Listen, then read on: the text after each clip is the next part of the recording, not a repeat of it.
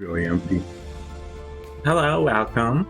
This is our painting stream. Let me make him up a little. Today we're gonna keep working on a variety of things we've been working on. I'm gonna be starting another dungeon set. This is the last of our Gen 2 sets, the Throne Room. And we are technically missing one of these, but we're gonna make that a little later. We had one that was misprinted, and we're gonna reprint it. If you're interested, these are all things we 3D print ourselves. Painting and flipping stream, yeah, exactly. And we do it on those 3D printers behind me. If you're interested, the designers are on our website at dicendungeons.com and in the attributions tab. So I'm going to be painting dungeon tiles. You're going to be painting animals, finishing out our Wildshape series. We've done bears. We've done leopard. And Leopard. it's not leopard. I went off the leopard picture because you told me leopards are in South America. That's what you told me. No, I have video evidence of it. Mickey. No, it was a leopard. You specifically said panthers are in Africa, leopards are in South America. I know, but that's what you told me on stream. I have video recording of it. Okay. It's a spotted cat. It's a big spotted cat. A big spotted cat. It's a panther, leopard, puma, lion. We have an elk, which Soria turns into a lot, my druid. I haven't turned into one of these yet. We have a crocodile. That turned out very nice. The dark sand really worked on the belly for the crocodile.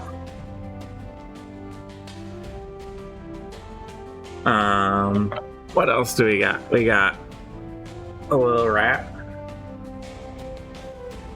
with red eyes, right? Yeah. Yeah, little beady red eyes.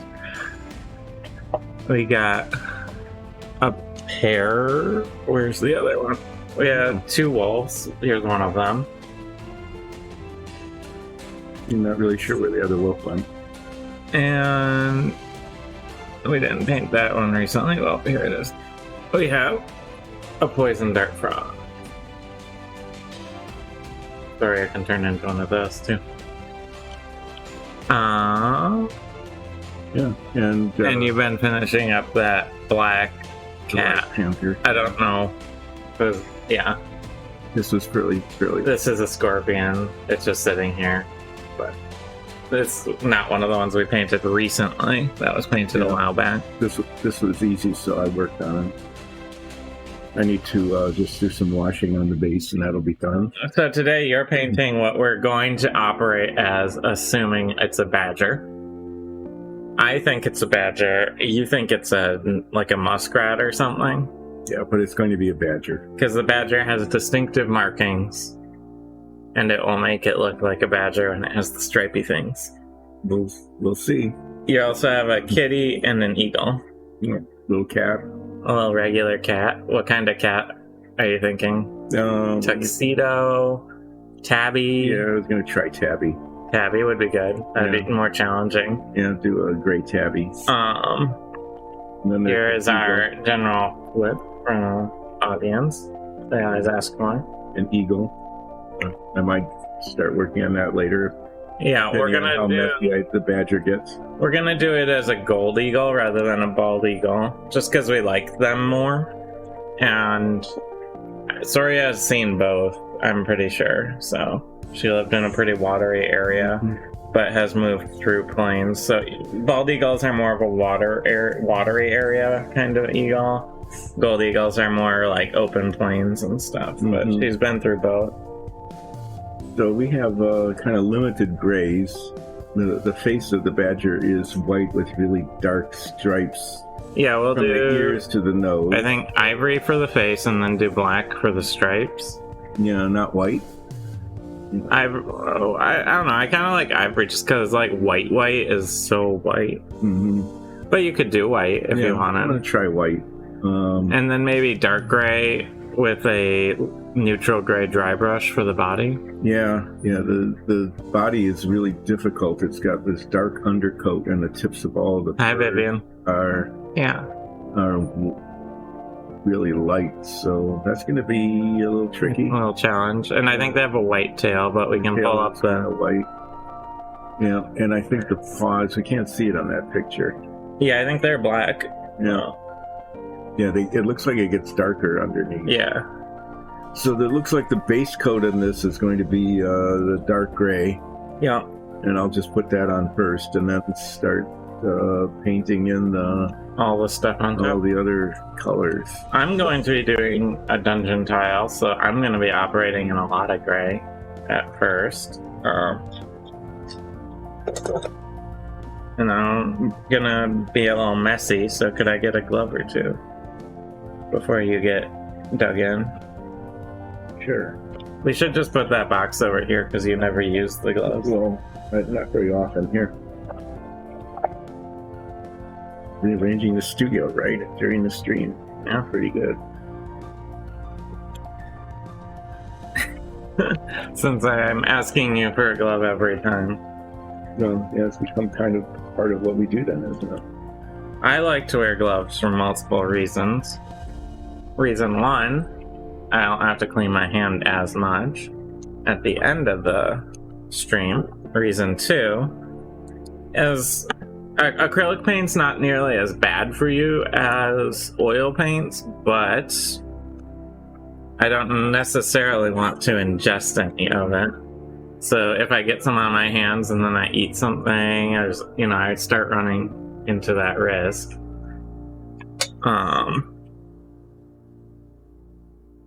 And three, it helps protect the model especially if you're not using a handle like my dad here is using. It helps protect the model from your oils and stuff on your hands.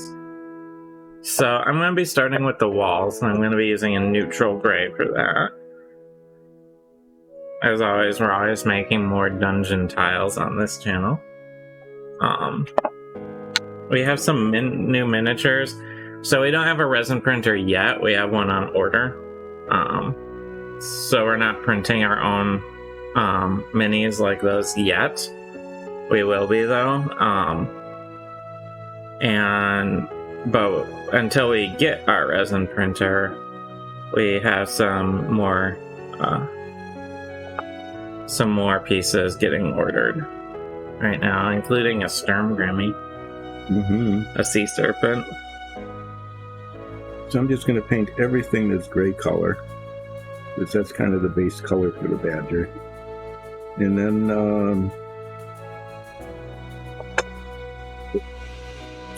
obvious, the thing that covers most of it is the light gray stippling all over the body.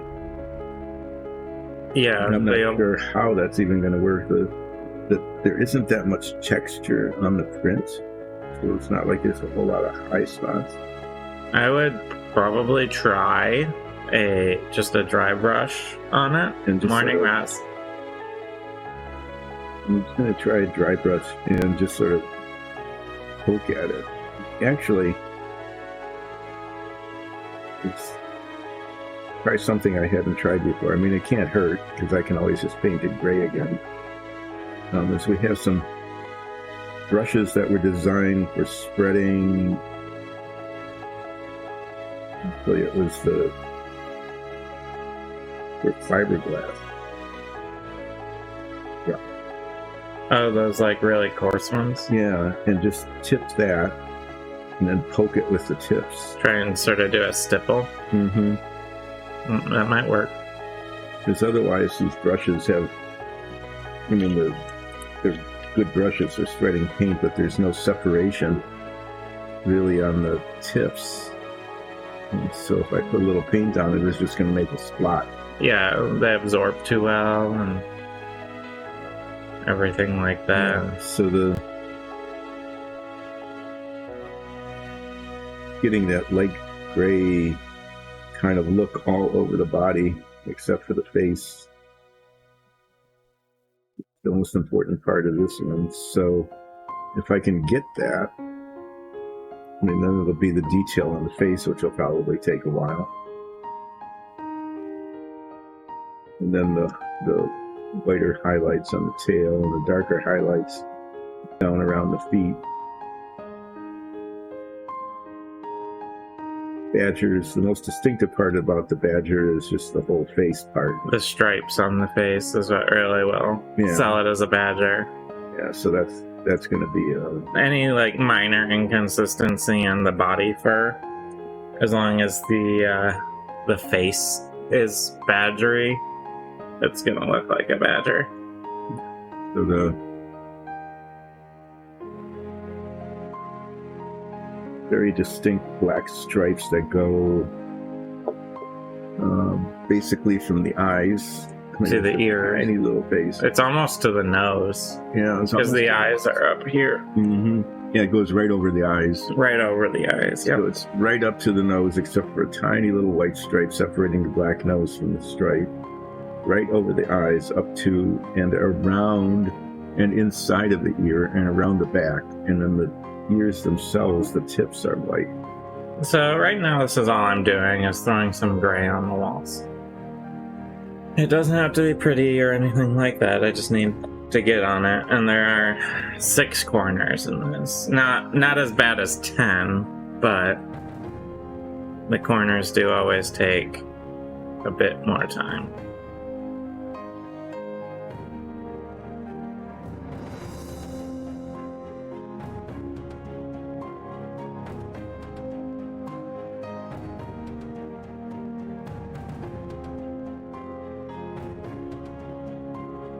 That's going to have to dry before I start playing around with the stiff line on the fur. So the new minis we got, are there any that you're like looking forward to? No, we got quite the mix. Yeah, I'm looking forward to Sturmgrimmy. Yeah, do you want to do Sturmgrimmy? Maybe, yeah. Sturmgrimmy would be fun. It has tiny little feet, so painting the base around the feet is going to be a pain.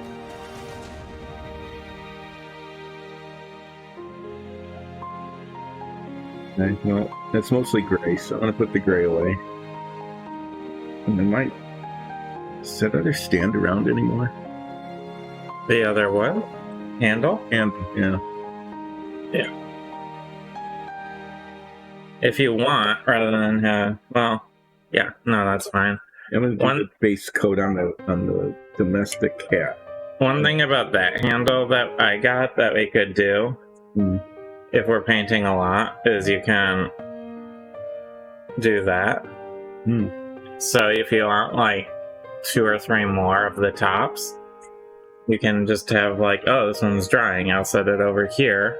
And then I'll put the next one I'm working on top of the handle. Yes. So can you buy these separate? Yeah. Yeah, well, maybe we can do that. As we get into more... Oops. Sorry. As we get in more miniatures. Yeah. Rather than just... We've been doing a lot of dungeon tiles, which we're looking at opening up a store at some point selling dungeon tiles. That's kind of the reason why we're doing all this testing and practicing.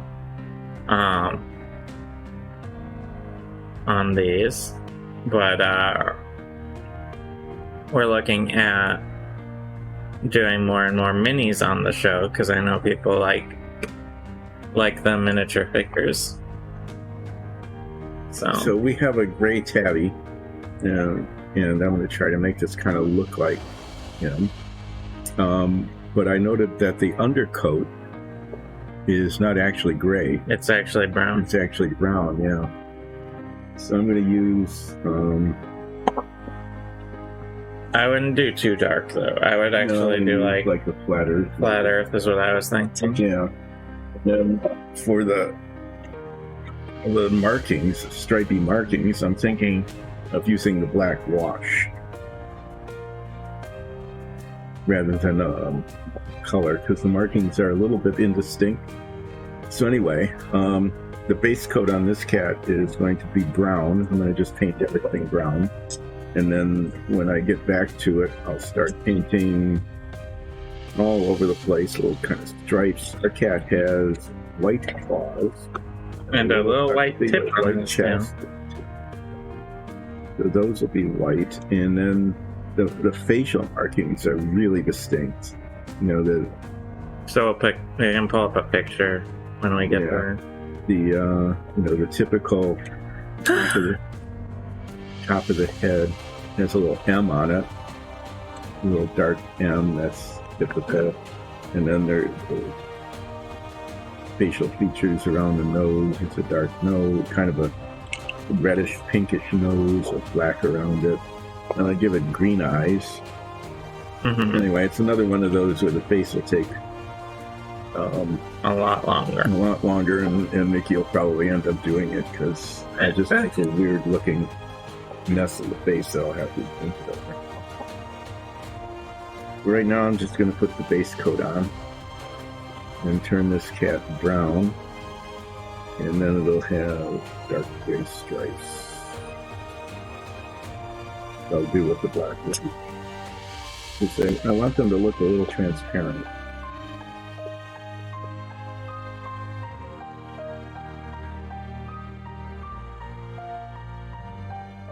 I don't know, after doing a lot of animals, it's always nice to switch it up and do something where you're just like, everything is gray.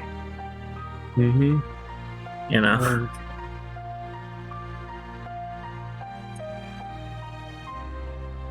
Like the taking turns doing dungeon tiles and miniatures. Although by the end of the day, I'm gonna be like, I'm done with dungeon tiles forever, you know? But back and forth.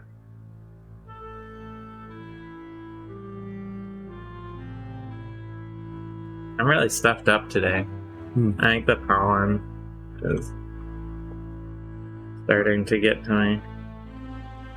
Yeah, well, we were outside in the botanical garden yesterday. Yeah, I think that's catching up to me. Just about every plant that grows in West Michigan Was there. So if you were allergic to something, you can almost count on having encountered it.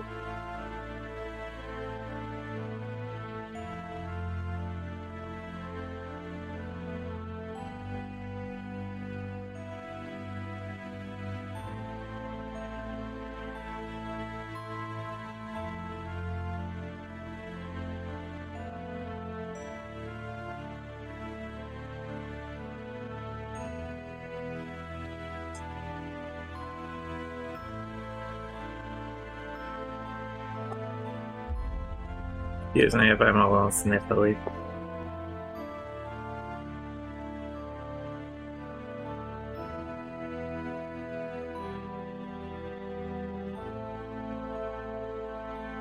It's kind of nice, though, being outside. Well, for you it was probably warm, but it was, about maybe 70, maybe a little bit of a breeze. It was a very nice day. Mm-hmm.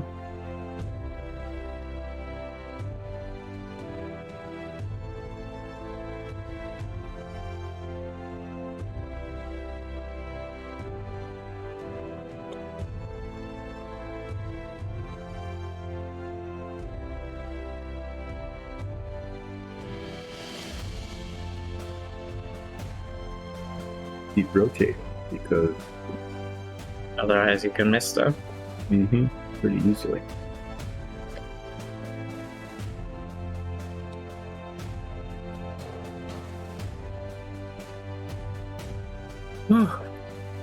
Once we're done testing different clear coats, we should clear coat those animals. Yeah,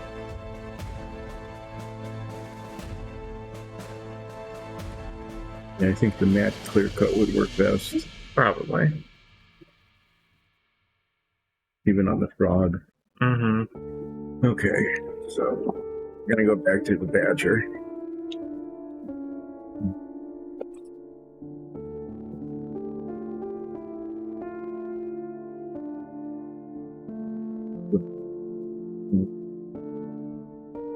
We'll try to find one of those brushes. And, gray that you're using, but that's almost done. So I'll open a new bottle. Yeah, I'll probably use up this whole bottle today. No, easily. Yeah. Okay, new bottle. A lot of shaking.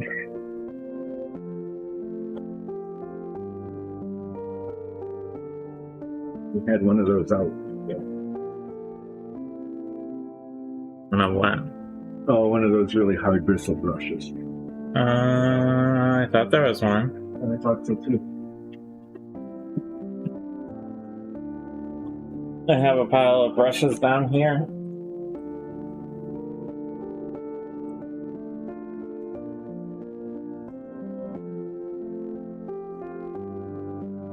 See it there?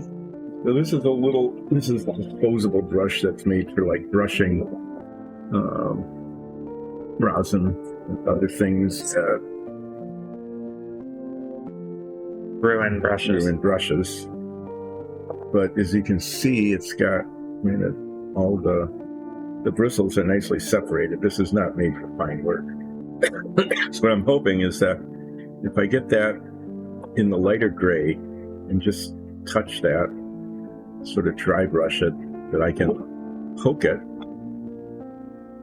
on here and make tons of random little lighter gray spots to make it look like stippled fur. I have no idea if that's going to work or not. Good luck.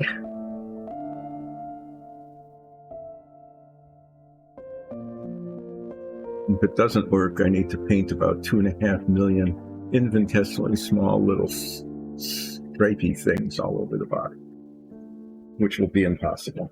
Mm-hmm.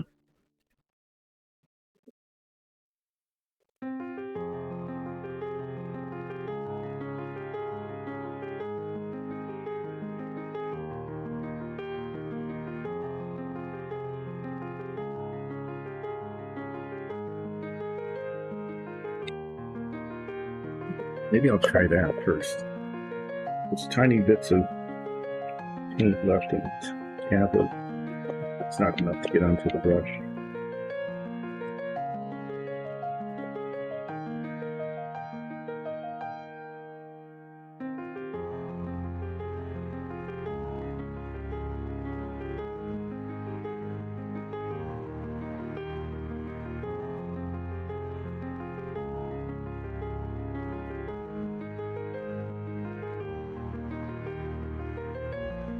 This had been used before.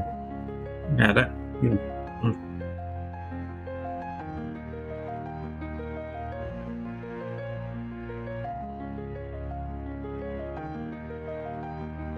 A surprisingly clean bottle.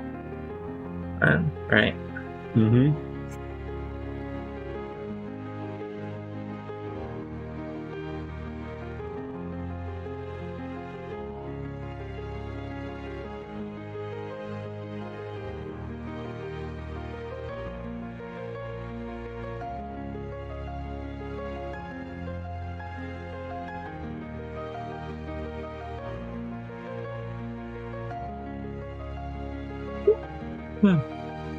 Sunday morning.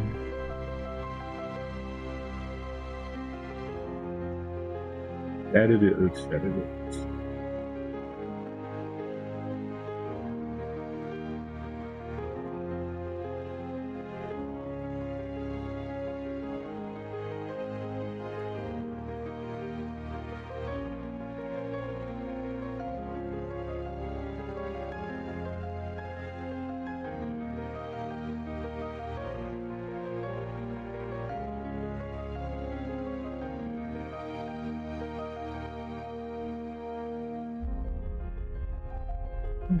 I think this last week we didn't actually have an episode because we were off doing Mother's Day stuff, and next weekend I believe is when we are airing our one shot. We're finally rootin' toot. Yep. Our animal western, where everyone's animals. There are no humans. So that'll be next Sunday, this coming one. The whatever. May something. Like the 14th, I want to say. I don't know. One of those days that's in May. 13th, maybe.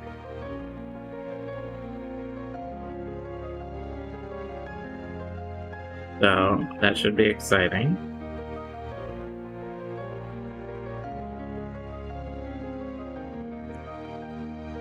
Yeah. Otherwise, maybe we'll just have a nice quiet stream where we're. How's your poking them? I think not too bad. It's going all right, yeah.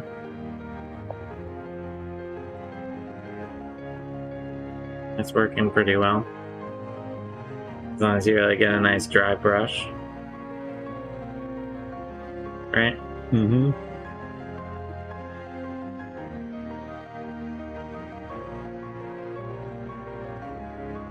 And it's even creating some shading because it doesn't go into all the spots, so there's some good variation on it.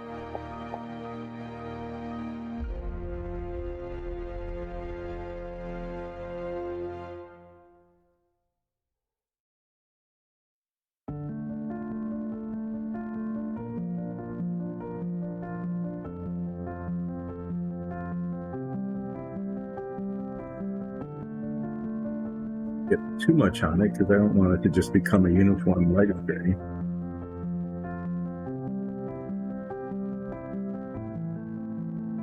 I got a drop on the table, so I'm trying to use it.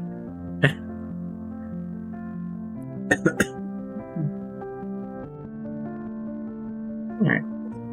And what I'm doing right now is a base coat, so it does not need to be like a perfect coat, especially in the grooves. Because those grooves are going to get blackwashed later. I'm not really sure how much more I want to put on. What do you think? I think that'll be pretty good. Yeah. I think that's a good sort of base. Yeah. For the body. The badger's got this weird brownish, grayish combination that there's a little brownish underneath as well, but I'm not sure how we can get that. I don't think it's necessary. On the scale it is. Sometimes with animals, especially when you're working on a small scale, like in a scale miniature like this, just not worrying about something like a tiny bit of brown undercoat is really going to matter because it won't show ultimately.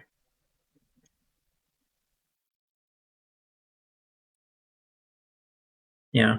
Mm-hmm. Wow, that absorbed a lot of paint that is on the brush and did not come off. It's really amazing.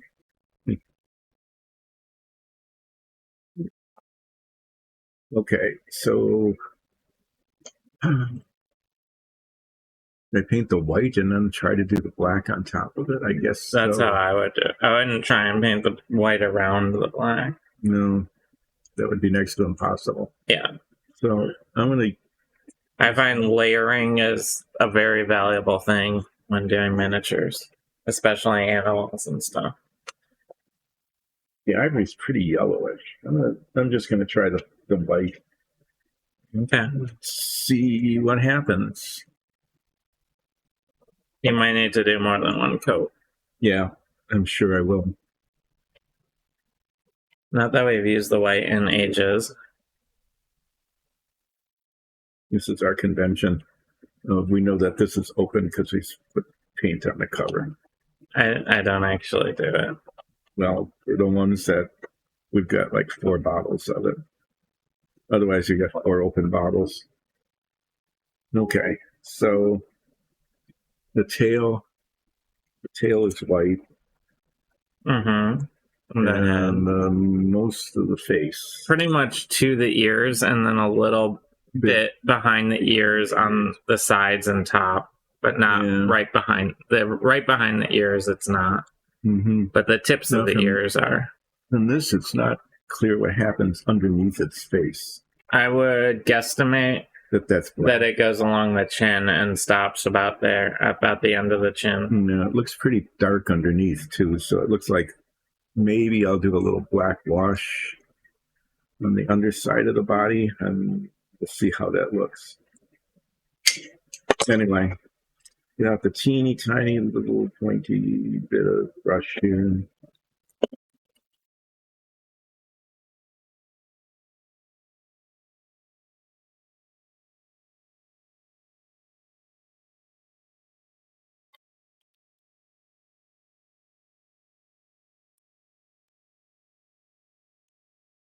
This white paint isn't the best paint in the world.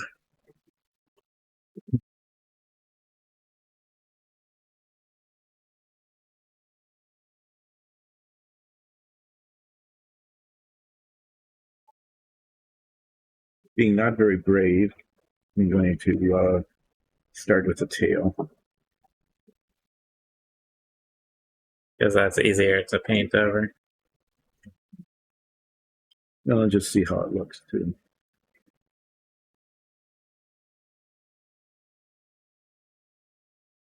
Whether or not you were right about to use ivory because the white is too white. It's the same reason I generally use the charcoal black instead of the like flat black, because there's not a lot in nature that's like truly saturated, you know, in any color. This looks pretty saturated. It is quite white. I won't. And the black too. Very dark black.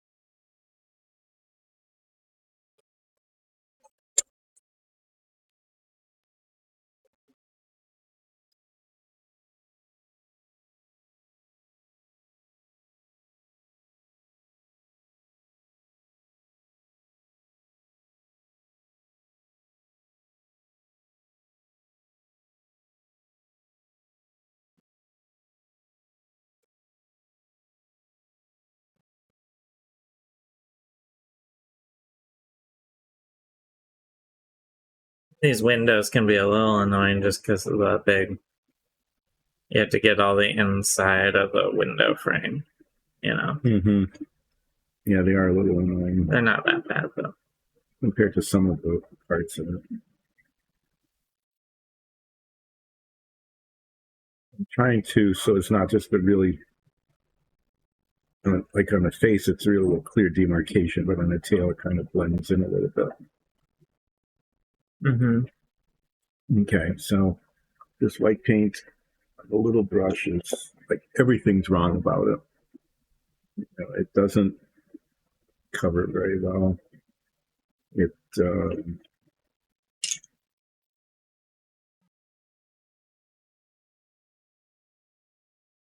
Are you saying you're regretting your decision and wished you went with the ivory? no. No. It is very, very light. I mean, so is the ivory. See that horn tip, antler tip? Yeah. That's ivory. Yeah, well, it can always be a different color later, I guess.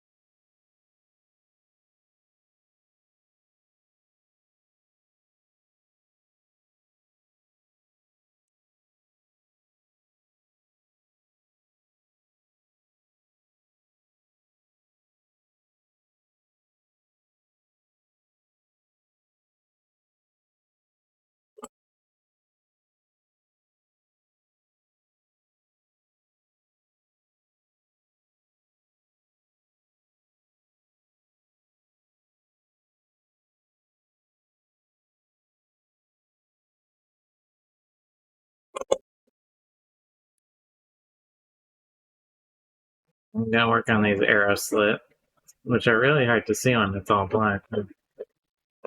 Is our background music working? Mm-hmm. Good question. Let me check.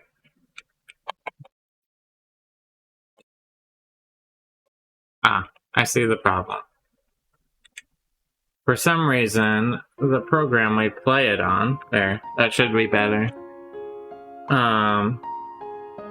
We have it set for a loop sort of thing, but apparently like every other time, it decides to deselect that rather than keep my settings.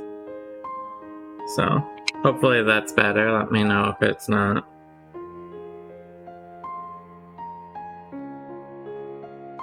Thank you for letting me know.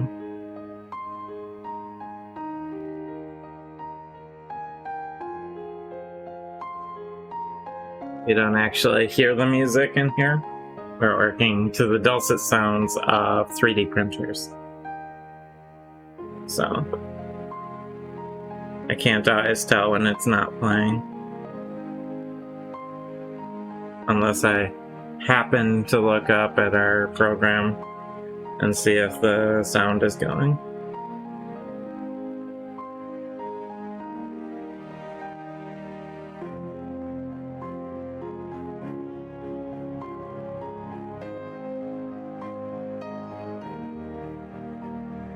So you can probably see better now the arrow slit that I am painting in.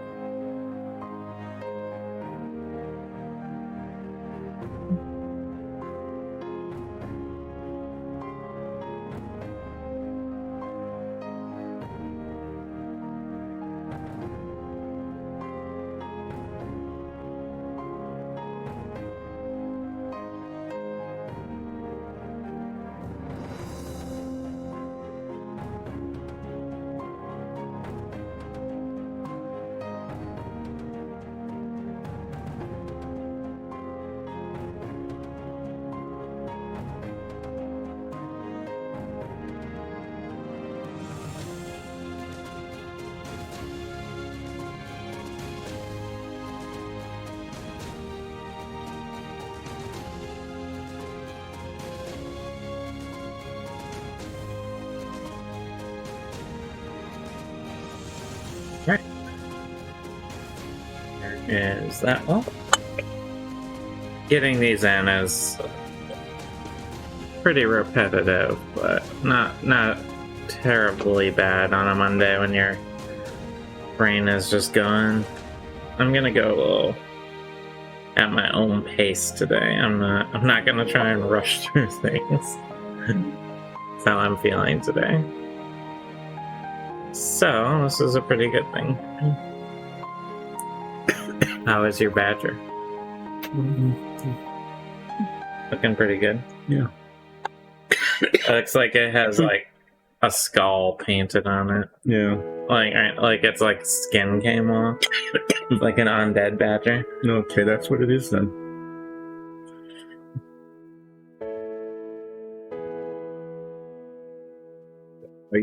Try and then no, it's tough to say. That charcoal black is pretty nice, but that's the black on the badger face is very dark. Whatever you want to do. I don't think it'll honestly be noticeable either way. Mm-hmm. Try the regular flat black. Just a little bit.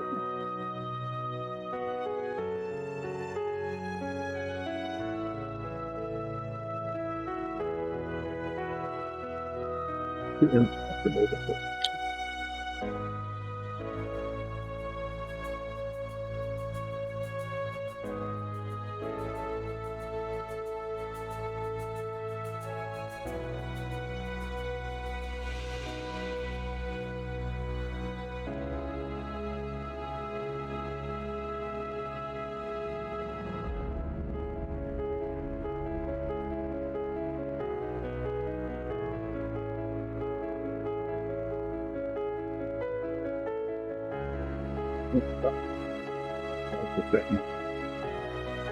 Yeah, it's still completely dry yet. Doing the body isn't going to be that hard.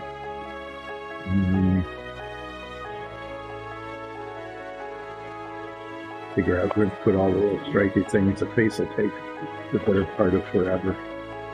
Maybe.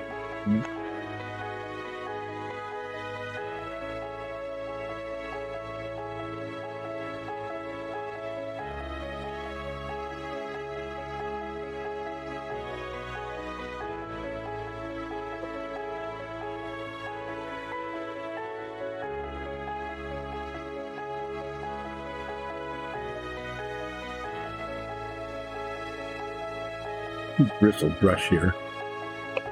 See how this works. See if it works.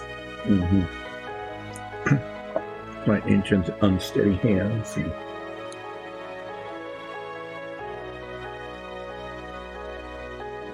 Either start to look like a badger, or it'll look like a nest that needs a total rebuild. You're giving it its racing stripes. Oh good, the music's working. Can't see where the tip of the brush is. Okay.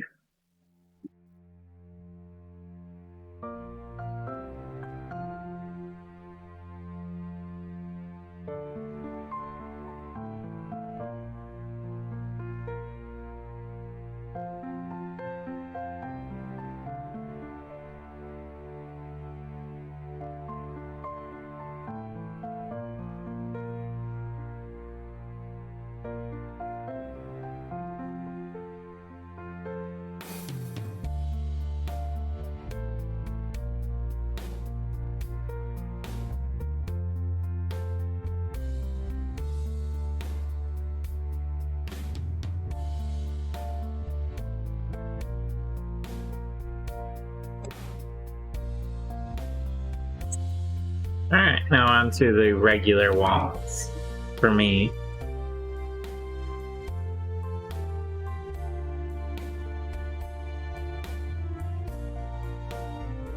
One nice thing doing these dungeon tiles is since there's so much less detailed on like some badger face or something, is I don't have to lean over quite as much to see what I'm doing.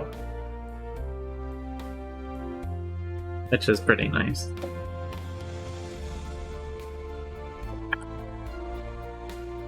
Kinda staticky today.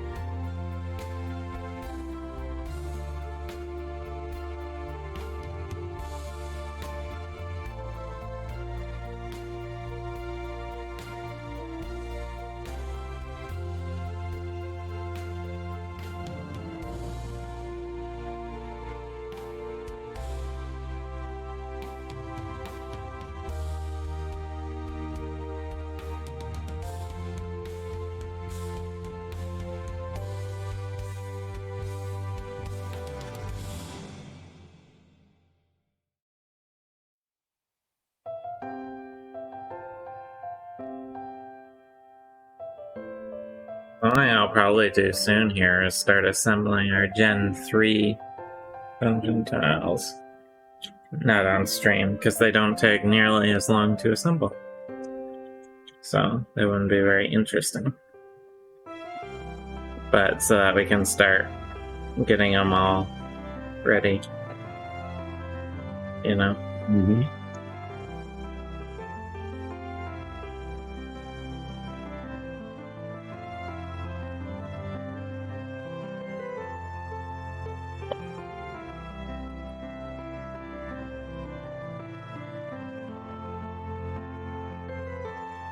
Hey, you, Ochem.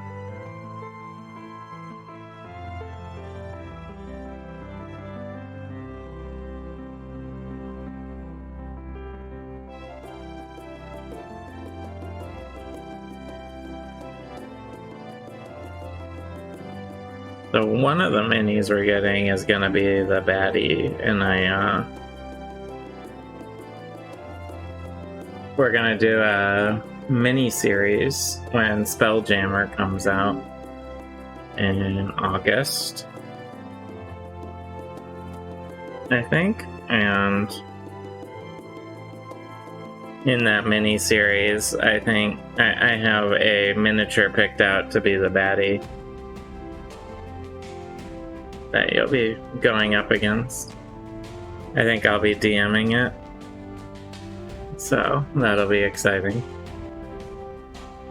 Right? Mm-hmm. It should be pretty fun. I'm still sort of thinking through all the story.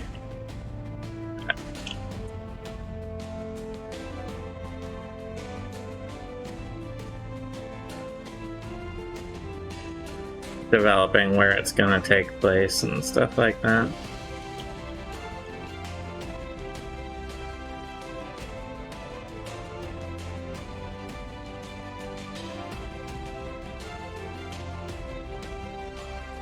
Other than obviously the astral plane, I suppose. Can you play a space cat? Yeah, you have to play.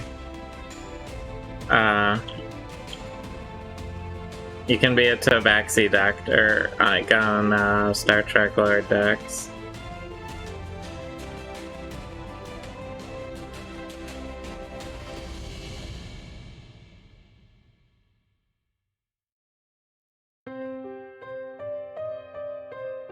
Since it's Spelljammer, more ridiculous is better, I think.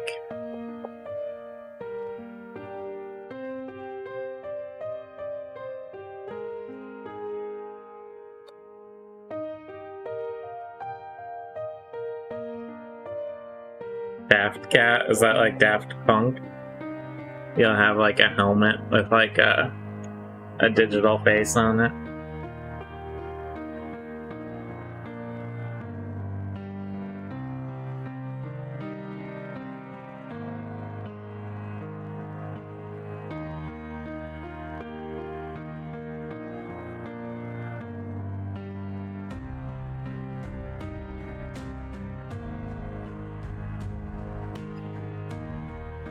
You say all five balls?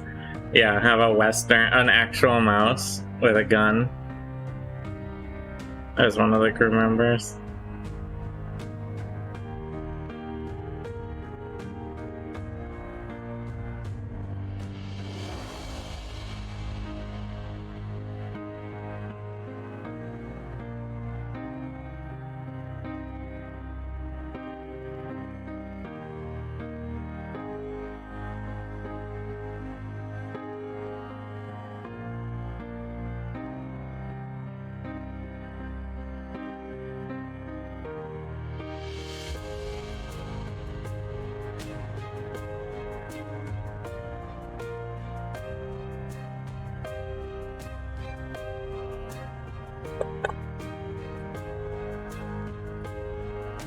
Alright, we're getting through these. Slowly but surely. So this paint is holding out surprisingly long. It is kind of surprising, really.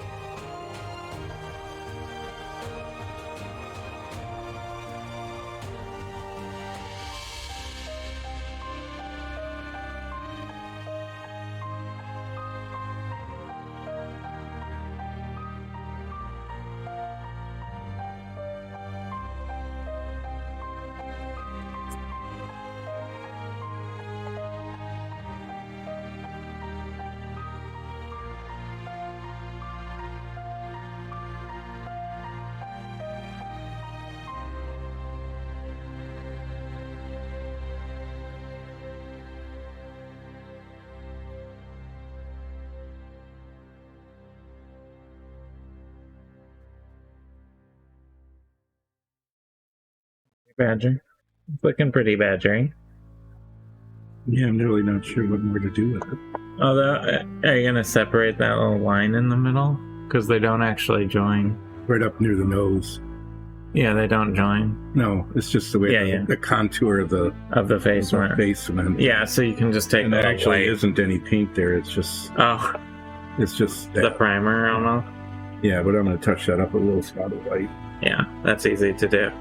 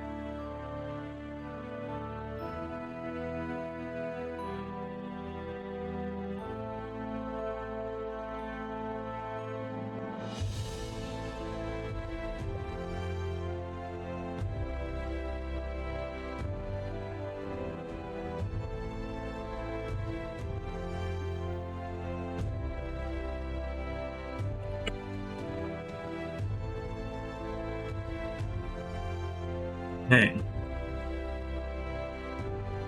So I'm going through the last wall here.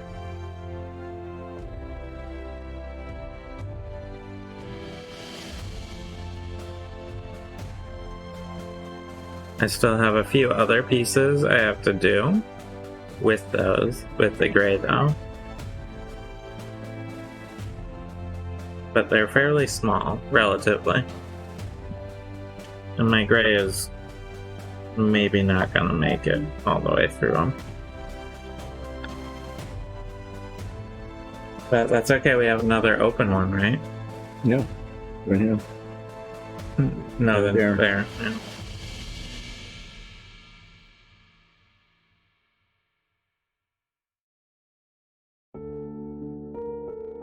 When we're done with all these animals, I'm gonna have all sorts of wild shapes I can go into, aren't I?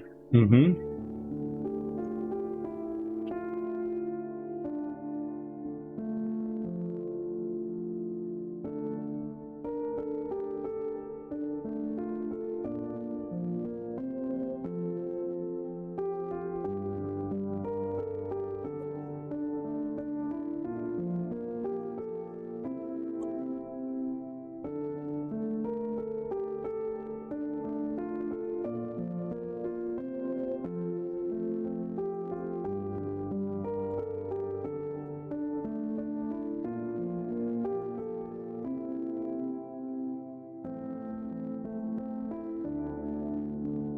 Yeah, when I can turn into animals with fly speed, I'm just gonna have to be carting the two of you around all the time, aren't I?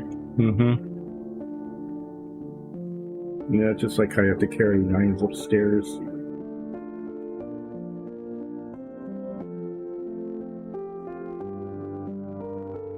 It's gonna basically be a giant eagle all the time with a bag of holding slung around me while you two are just sitting in the bag of holding with the top open. That actually looks pretty badgery. Yeah. I just need to do that little touch up in the nose there first. Can I take a look? Mm-hmm. Yeah, touching up on the nose and stuff. And then I think a little black wash on the underside, under the chin. Yeah, you need to darken up. Basically, everywhere that's not the top, like the sides, and like everything that's on the underside of the. Yeah, I think a badger. I mean, it's dark underneath. Who 128 says that he has to carry our team in combat. Yeah, this is looking pretty good. So let me get the white spot out. It's looking quite badgering. And then I'll get the dark.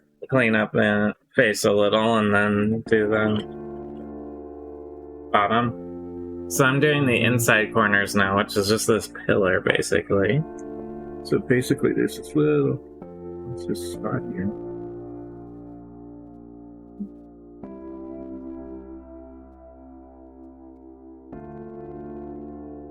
But you were all worried about the badger, and look at how quickly you're painting it. Mm-hmm. Turning into a badger can be pretty nice because they have a dig speed, a burrow speed, which means they can burrow through the ground really easily.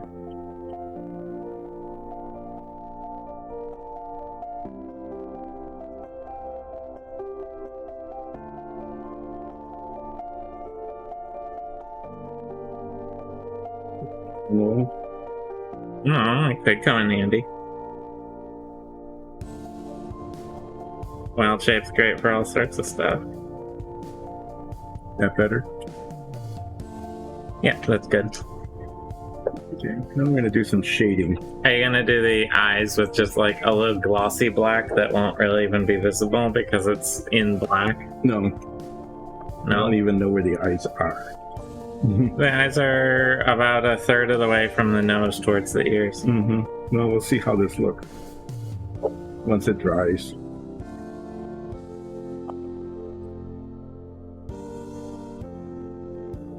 Come up a little bit higher right here, don't you think?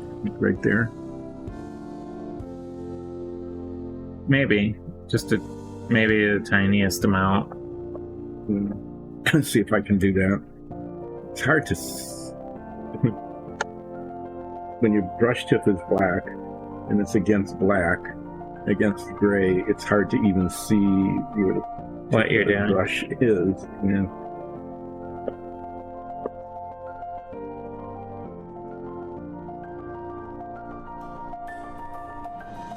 And with its tiniest brush, it doesn't really come off the brush.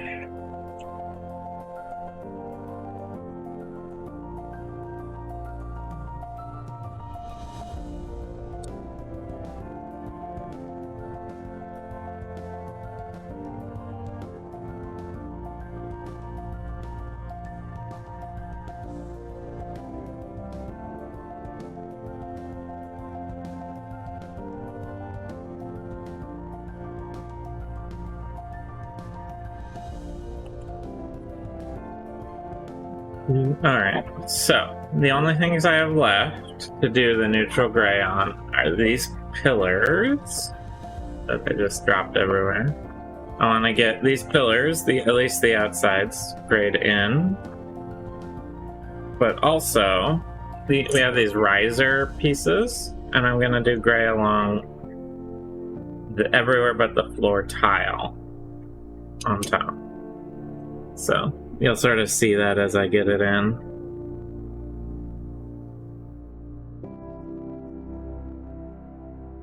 Now, I'm not too worried about going over on the floor tile right now because I have to go through and do the floors everywhere, so that'll get painted over.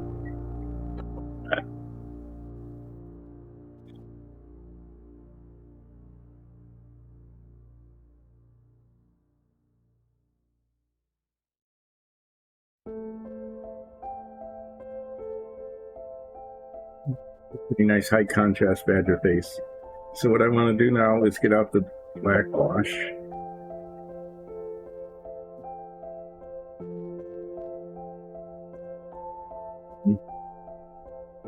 Looks like it's never been opened. black wash? No. Up here. That might be it. I'm going to use a pretty little brush, not as little as that one, and try to do some shading on the underside. It's already kind of shaded because the gray stippling didn't get to it, but on the feet tend to be black underneath the chin. So, I'm just getting this lower part of the riser. And then, once I get through all this neutral gray, I will be doing the dark gray, which is what our badger is mostly made out of. Right? Mm-hmm. As the base color. I'm going to use this, and I'm just going to start with the feet because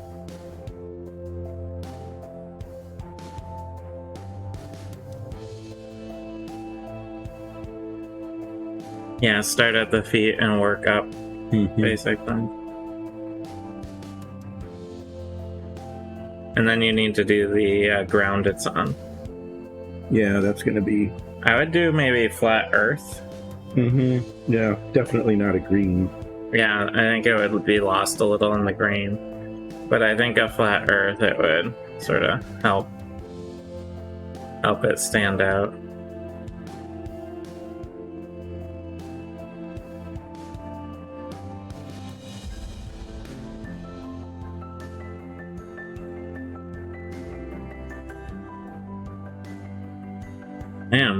And the dregs of this bottle, I definitely don't have enough to do the pillars.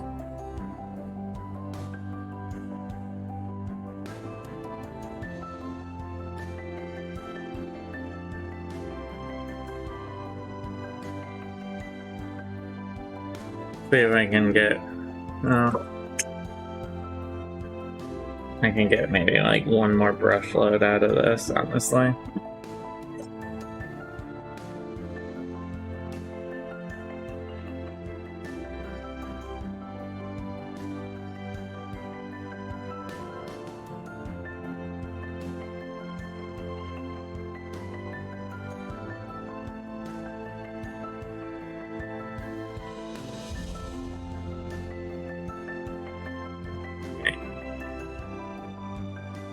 Well, this bottle, I'm calling it, is dead.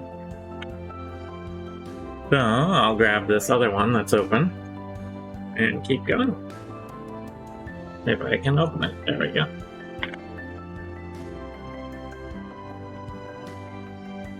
Okay.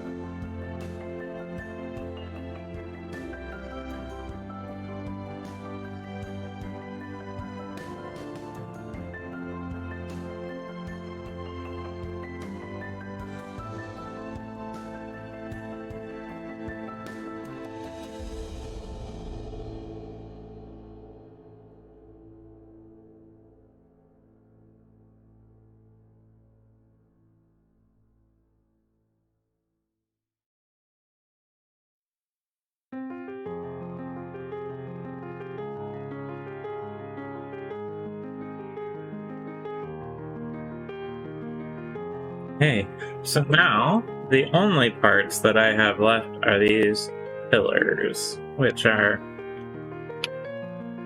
will be more visible as I paint them here. They're a little bit of a pain to paint. I will get my gloves covered in paint. I don't think there's a good way around that.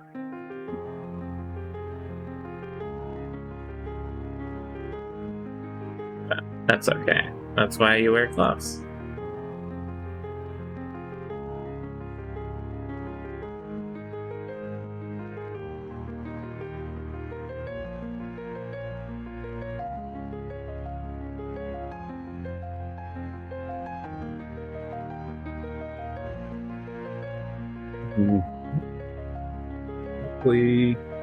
Fairly pleased with the badger. Yeah, the badger's looking really good. Yeah. See, you were all like, no, the badger will be horrible. Yeah. And look at it now. And it's not horrible. It's, fairly badgery. Mm-hmm. Looks like a badger to me.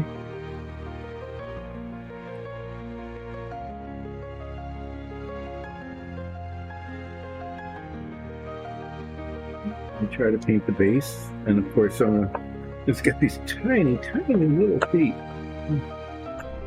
Yeah.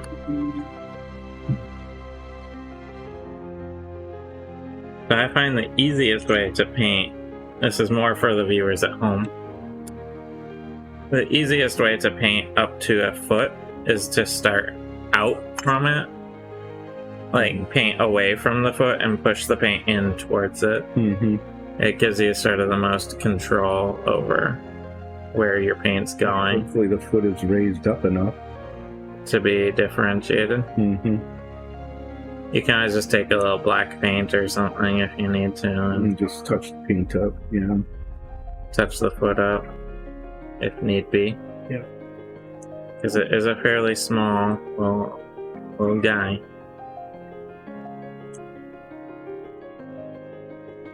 Mini badger. It's actually quite a large badger in D&D scale. Yeah, it is. But, So, I'm going to take a real quick break here and be right back. Okay. Then do badger. I will somehow change to our solo scene with my hand covered in paint. But I don't have a button yet to easily do it. Okay. Thank you. That's hard. Alright. I wasn't aware we were going on break right then. Okay, so.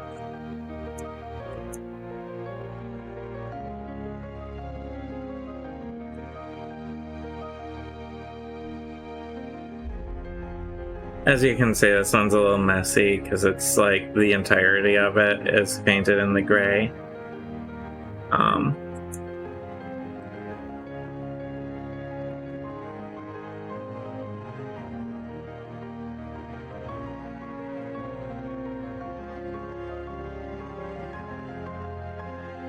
It's not too bad. This is why I was saving these for last, though. It'll minimize the mess.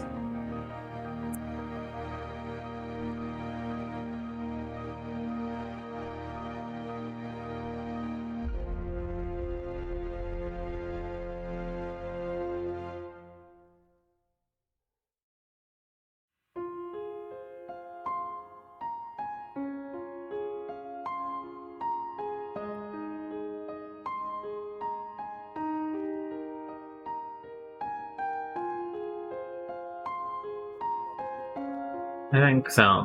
Let me switch this back. It's a little hard because So what we're saying is that the base here will be the same as the base color of... They are out of shot and out of focus. There we go. Oh, yeah? Oh, yeah. Everything. Yeah, your camera got pulled. There it is. Yeah. So that the base of the badger will be the same color as the cat. That makes sense. I think because, they dig through the earth, so having dirt sort of as the base would be good. Yeah. And I can put a little umber wash on it, which I need to do with the Panther anyway. So I'm going to use a tiny brush that's one step larger than the brush I used for the base. And start putting brown paint up to these itsy little badger feet. Itty bitty badger feet. And having that base painted in, it's surprising how much the base makes the whole animal stand out, or the whole figure. Because you get this mottled gray where it's been sort of spilled on and stuff and painted over, and it kind of breaks up the whole figure you're holding, and then you get this single solid color base even just put in, and it suddenly takes shape even more. Every step towards completion can do a lot to make it show up.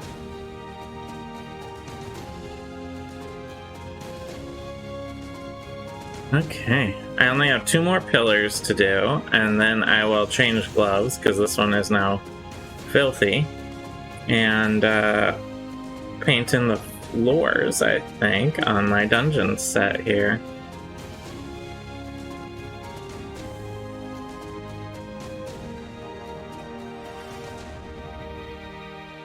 This is my gray base coat for the walls, which will get a highlight rock stone put in, and then a wash in the end. See how far I get with it today. This is our large set. It's a very big one, so sometimes it takes a little longer.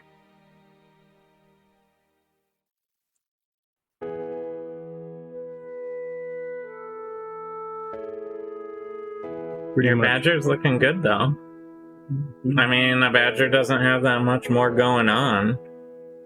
No, I mean, other than the face. But that stipple you did on the body turned out quite good. Yeah, it did, didn't it?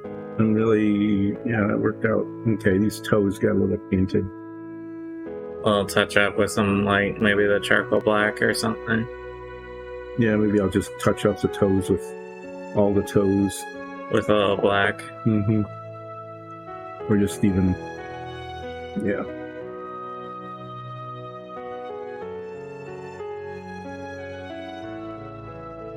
Or I can even see where the toes are.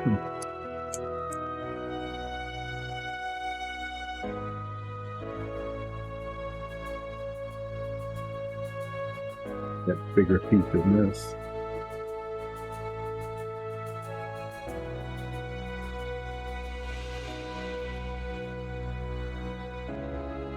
I'll just put the base coat on and touch it up with the brush again. Yeah, it's unfortunate. It was the front top. Oh, so the most visible of the paws. Mm-hmm.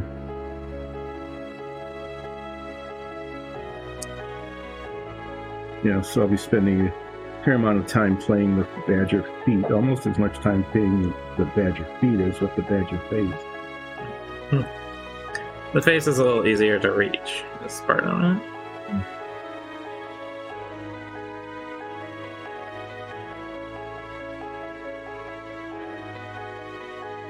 Okay, so that brush is a mess, so I'm going to take a minute to clean it. But I'm through all of the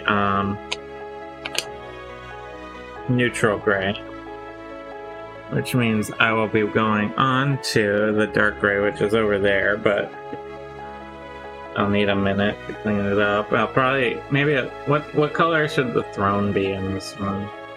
Well, the last throne we did was Teal blue. teal blue. That turned out okay. You don't want it the same color as this floor. No.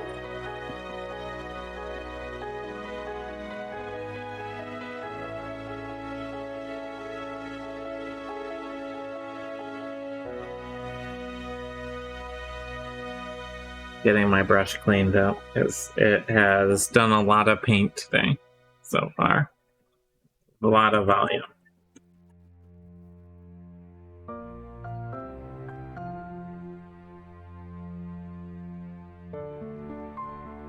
I don't know what color you want to do the throne.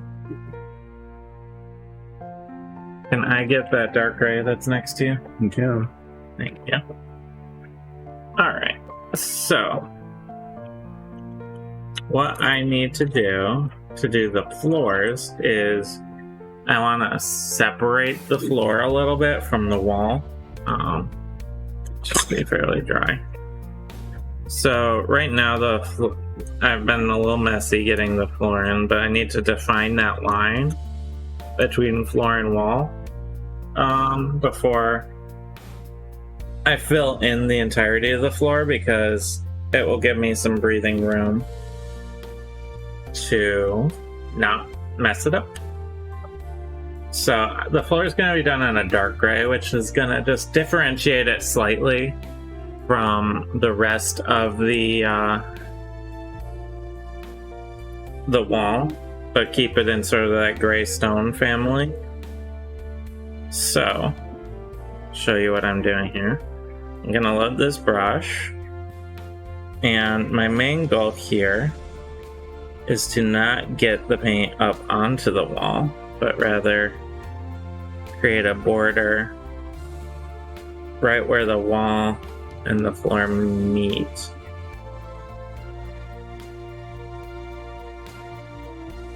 Like that, creating that line. So that will give me the ability to use the larger brush to go in and fill in the rest of the floor with more paint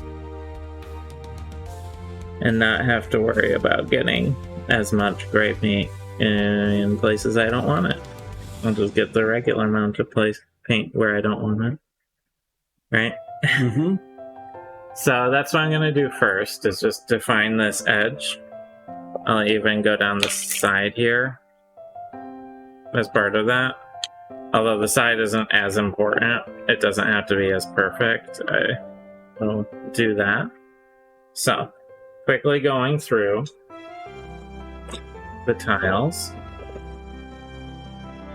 getting that edge in. I'm just waiting for the brown to dry a little. And then I need to go back and do a tiny touch up on the feet. It won't consist of tiniest little dot, that dark gray, and then tiniest little bit of black wash on top of that.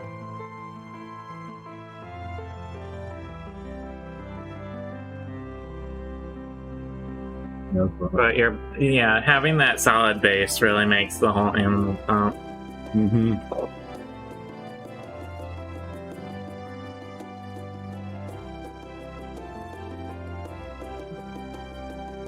You know, it's not as good as if Nikki did it, but I don't know if that's necessarily true. Mm-hmm. A little bit of the tail there. Just needs a touch of white. It's just a bit of the print there.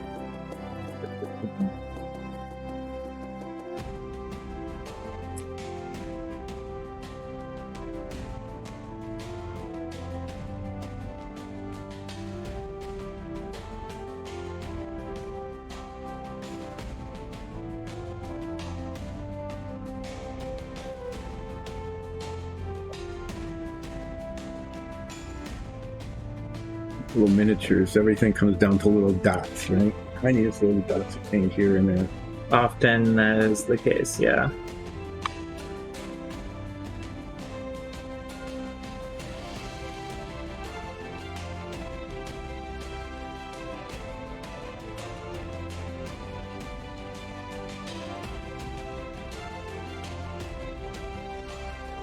Put the bottle cap over here just a second. What, on the gray? Yeah, I need to touch some toes here. Sure. How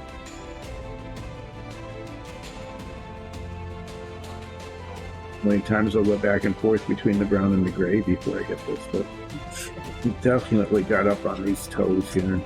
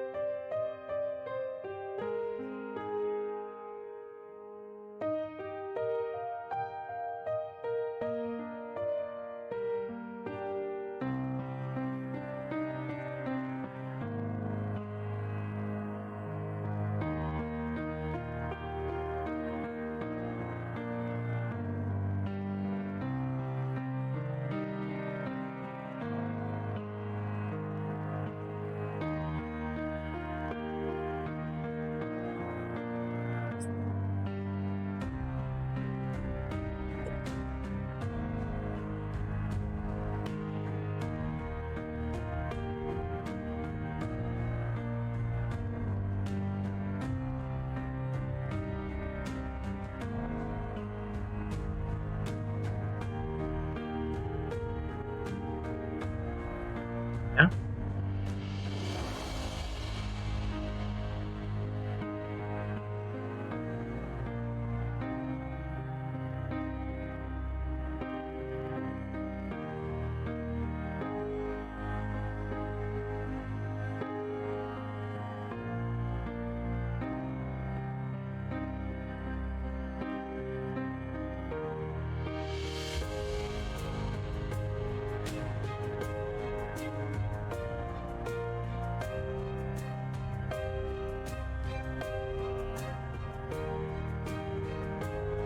Almost through the corners.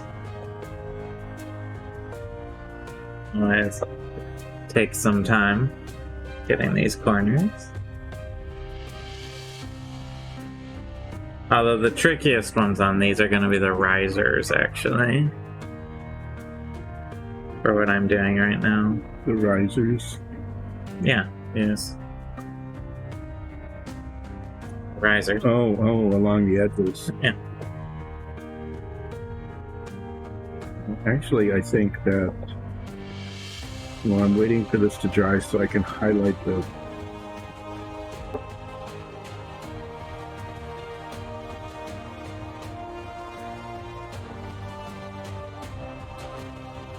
they use an umber wash to just sort of, add some variation there. Sure. And I need to do that on the Panther base as well. That has a lot of contour. Here's an almost completely empty umber wash. Mm-hmm. That may or may not be usable even.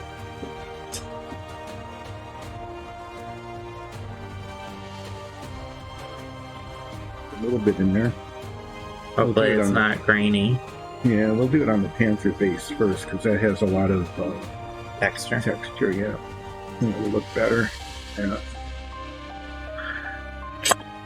And just missed. Really? Look at that. What did you miss? Right on the very front of it. Oh. With the base coat color.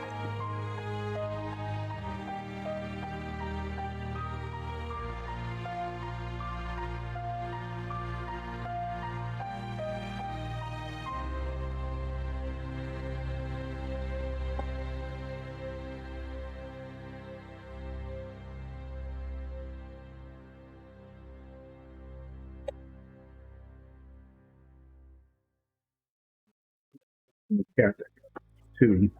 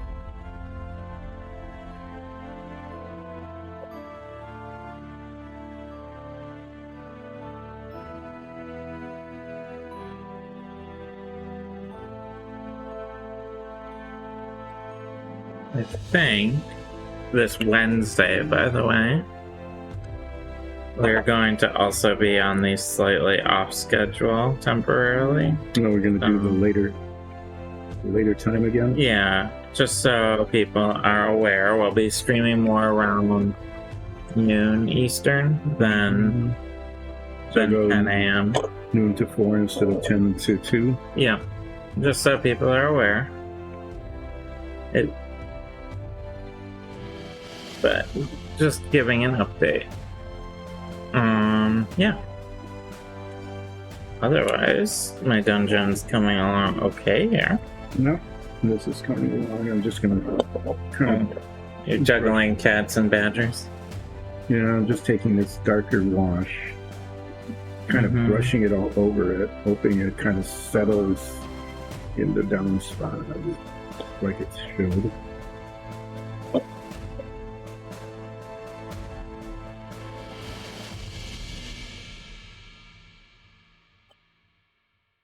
It won't show a lot, but it'll make it look a lot less just like flat paint.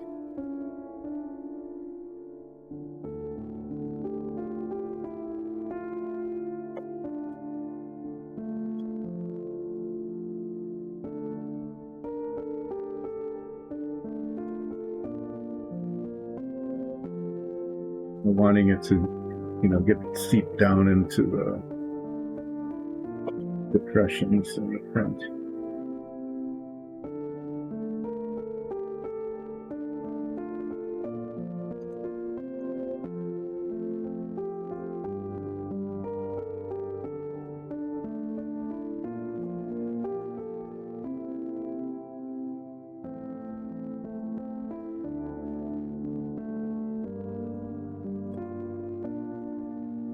base of the badger doesn't have any depressions in it or anything, but this will just make it look a little less flat.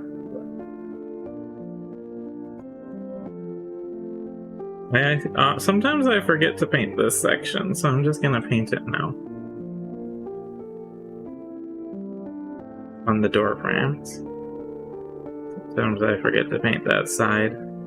Oh, yeah. So I'm just gonna paint it in. Do it when you think of it, right? Yep.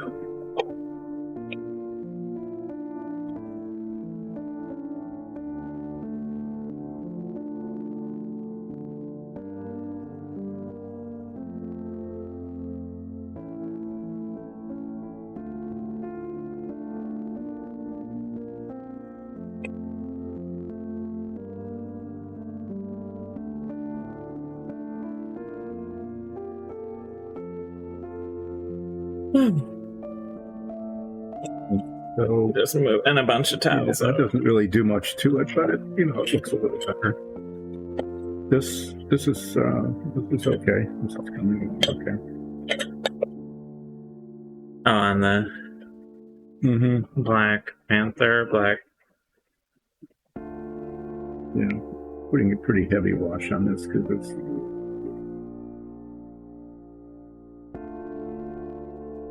it's designed to show it like ripply sand or something.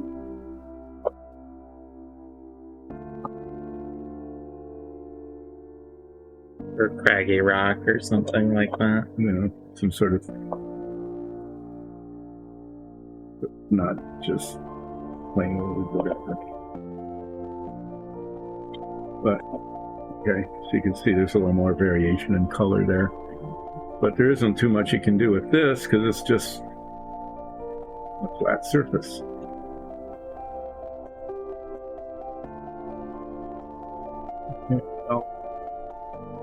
Badger done?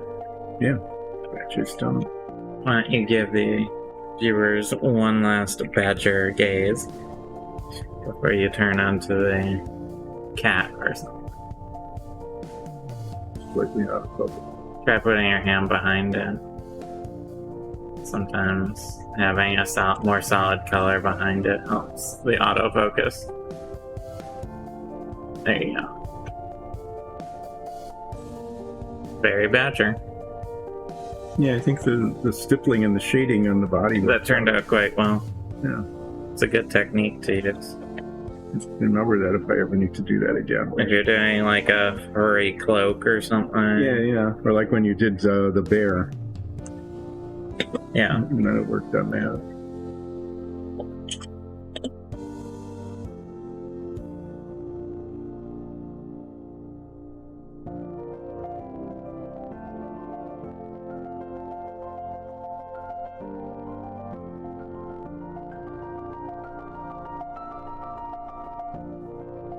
We should get to work on our... A lot more uniform in color. We should get to work on our level 5 miniatures for our characters. We have to design them. It's like you're wearing like very different armor and have a whole different weapon. No, I need to paint all sorts of like markings and stripes and stuff all over the cat and see how I do.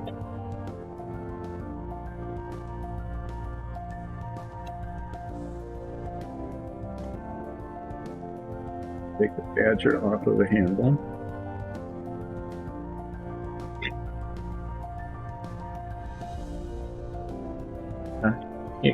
A bit of paint on that sticky tack. Might turn it over, replace it soon.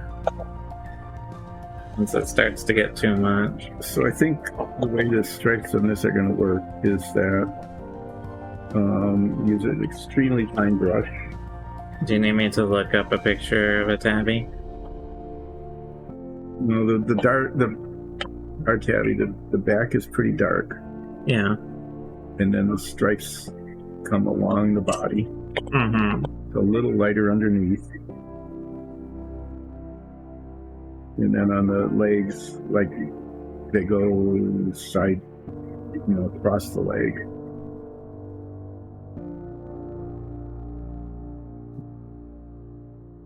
tail. They go around the tail. Mm-hmm. I think I'll like start on one side and kind of start from the center. Okay. And paint them out, and we'll see how it goes. I don't know. Worst comes to worst, just paint it brown again and start over, right? Right. Sure. Yeah, why not?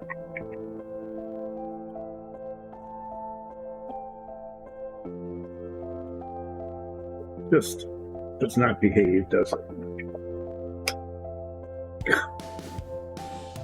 Oh, you're messing with the black wash? Yeah. Yeah. That black wash bottle, excuse me, likes to go everywhere.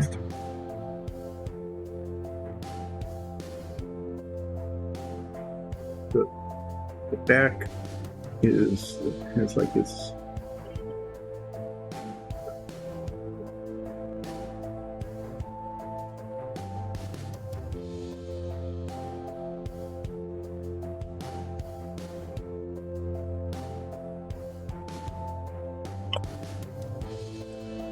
Yep, the dungeon tiles are spreading across the table here. Sorry about that.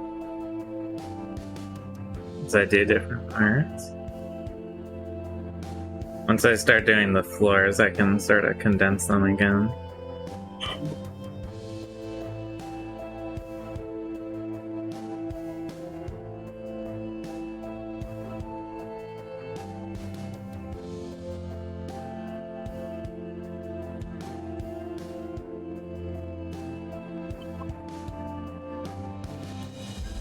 So these pillars are mostly gray, but I actually like to do the top center here in the dark gray.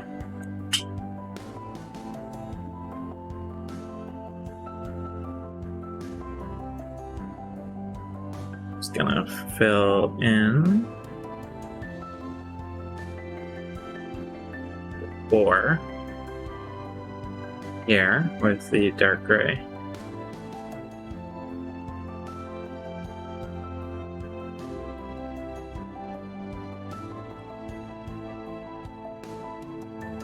Then I'll be tackling the risers, which will be kind of a pain. Theoretically, a pain.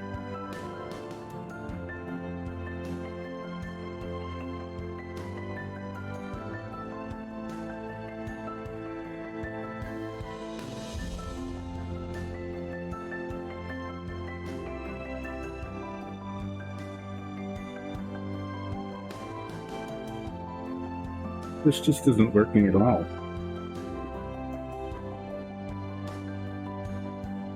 Yeah, you're just sort of shading it, aren't you? Yeah, I mean, they just don't show up as stripes. Let me try the other side and see if I can do any better. So, what you might want to do...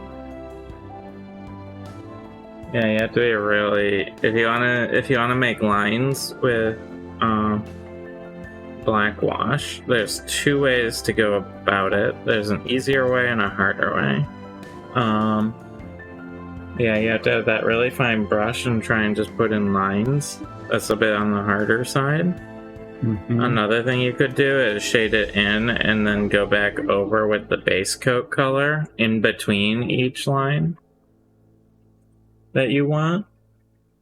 Mm-hmm. To basically start with the darker and create a highlight where the not line is. It's the negative space line. If that makes sense. Mm-hmm. That's how I tend to do like really fine lines, like on the bare lip or like some of the eye sockets and stuff. I will make a larger dark spot and then come in from the sides with the base color again.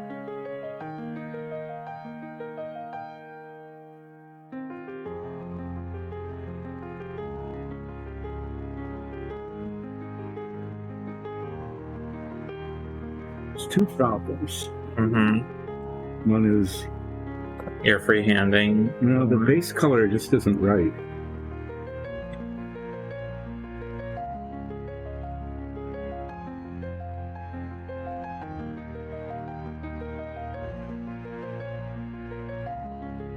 So with these risers, there's like the floor tile on top of the gray here. So I actually have to go all the way around, like so. And I'm pretty much gonna just have to paint the side end fully on each one here. Like that. And the stairs will be a little harder actually, because I want to not mess up the stair below it. That's just not working. So I'm gonna let that dry and then repaint it. But I don't. The wash isn't gonna work for the stripes. It's just not dark enough. Yeah, so you'll probably have to do an actual paint. Yeah, which I think would actually work better. I'm not sure if that base coat is.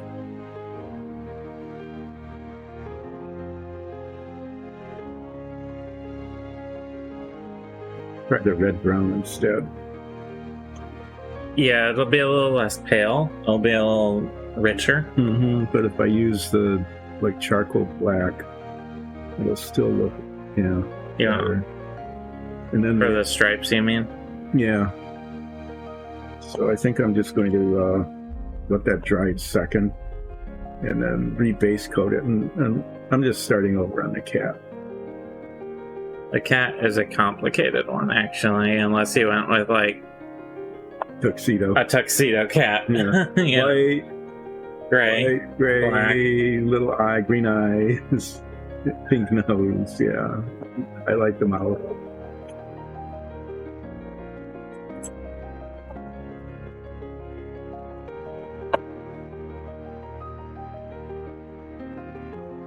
Fortunately, you don't like it, and there's enough. The paint is thin enough that we're not washing out any of the detail. Yeah. And even if you got it that thin, there are ways to remove it and sort of start from scratch, but yeah, but the black wash, you'd have to do a number of coats to make it too. The black wash on this just isn't going to work. At least, I mean, it's way too subtle, and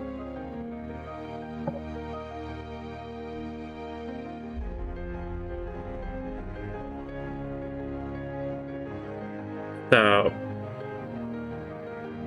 one thing you might want to consider is the cat is probably not just a base coat with lines on top. There's probably actually some variation in the undercoat. Yeah, the underside is lighter. So you might want to do all of the undercoat before putting lines over the top. Because if a stripe crosses over the lighter part, that's going to be a huge headache to paint in after the line is there. Yeah, it is. So that might be a consideration. I don't know. It's your cat, so you're going to get to do it however you want. I have to figure it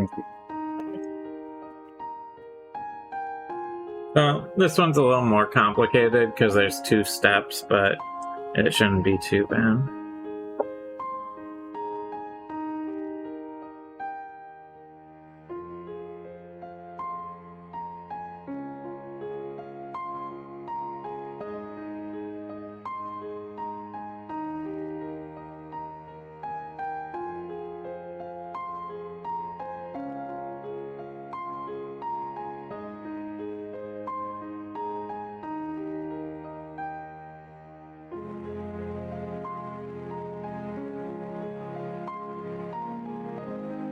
Cat of a different color.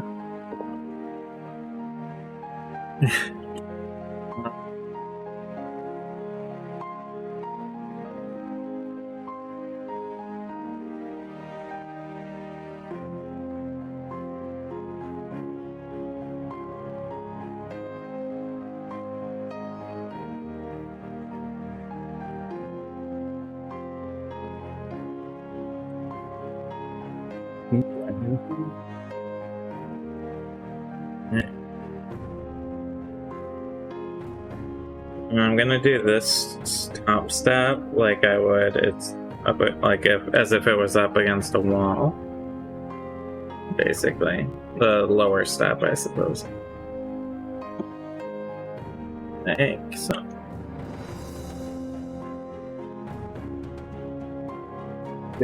Good.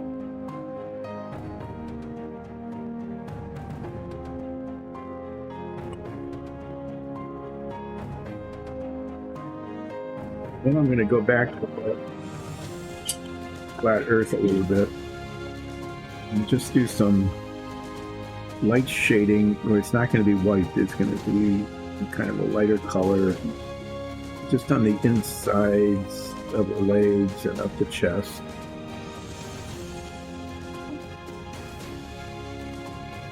Just little bits here and there underneath here, just come up underneath. And then I'm going to jump stripes again.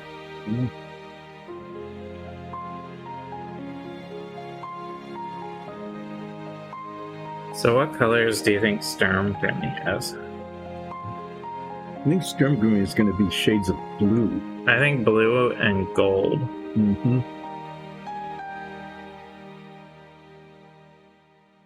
That's where my gut said. We don't have very many blues. We've got aquamarine, which might be a little bold for Sturm Grimmy. This light blue's not too bad. The blue. We do have medium blue. That's a okay color. I think some of the blue might be good. Highlights, really. Mm-hmm. Color chart. Blue. I mean, we don't even have the figure yet, so we're probably getting ahead of ourselves. Mm-hmm. Some darker field blue for some of the darker spots. So yeah, Sturm Grimmy. Definitely, I think there's blues, not greens.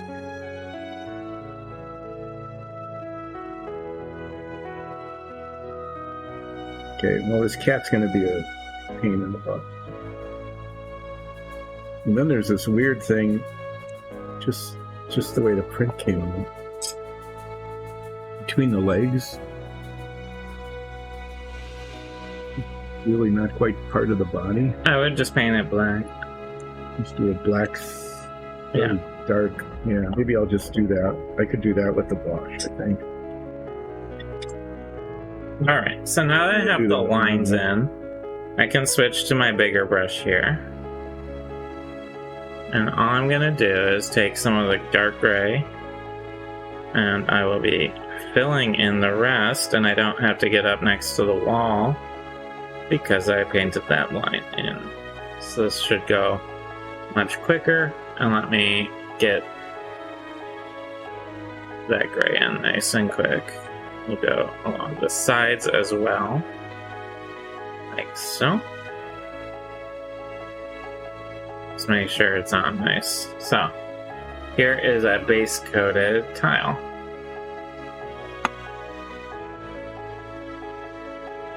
I'll be going through all of these the same.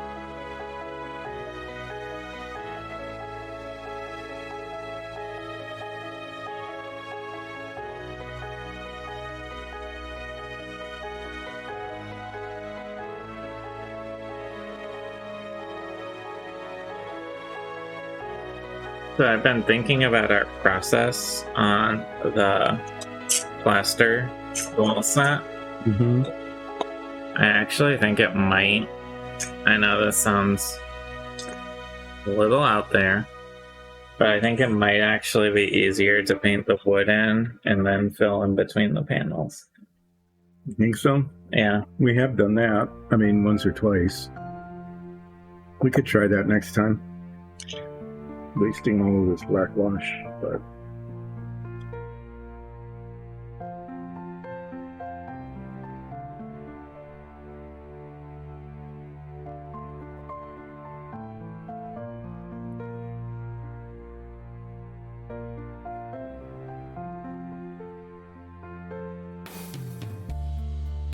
using this original base color.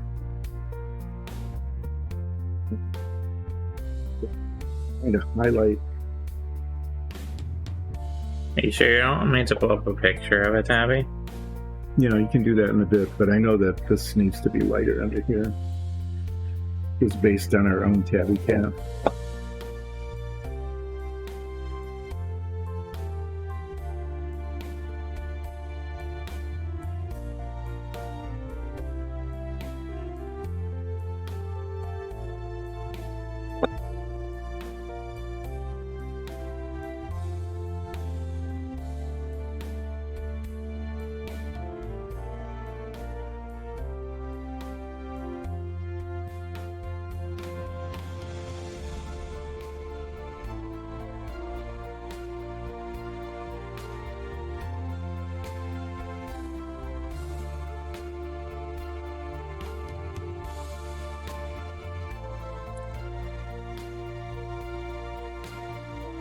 I highlight the distinction between the front legs and the back legs as well.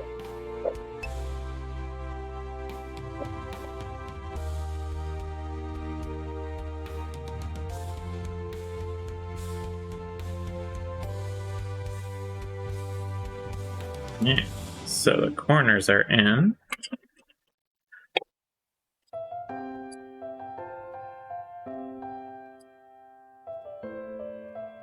Making room. Alright. Now for the floors, the main area. And I'll be finishing with the center floors, which are going to be all gray.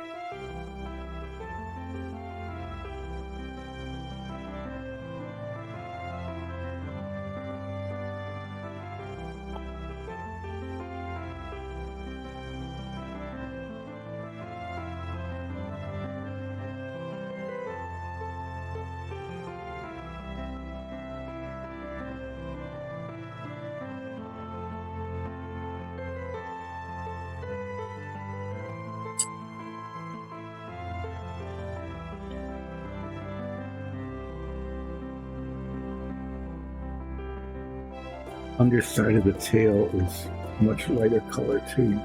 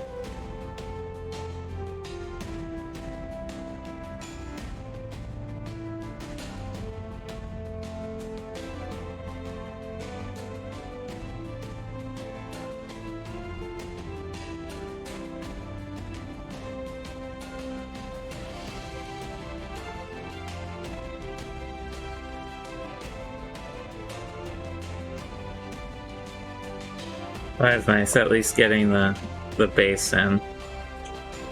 So you're not seeing the primer anymore. Yeah.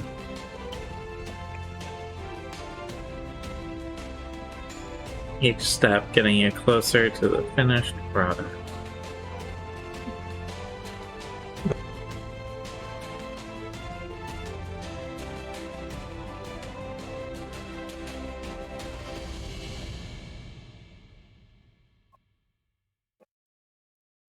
So if I were to take a short break from animals, could I paint the throne for you? Yeah, if you want to stop doing animals for a bit. Yeah, a little bit while I let that dry. That's fine. You can paint the throne. Okay. What color do we want it? I don't know. I think... Let's see, it's like an evil giant throne covered in chains. You're gonna do gold chains again? No, I'm thinking, what if we did, like... like ivory, like a white stone In ivory. with like dark steel chains. Okay. What do you think? Sure. Dark steel chains. Yeah. I think we painted the chains first and then painted up to them, didn't we? Technically I did the whole thing. Then we painted the chains and then cleaned up around them on the last one. But if you want to take over throne duty, you can go ahead and paint it however you want, really. Okay. And you think the steel, the really dark steel, not the aluminum? Yeah, because that'll stand out better against the white. Okay. Well, I'm just taking a break from the cat.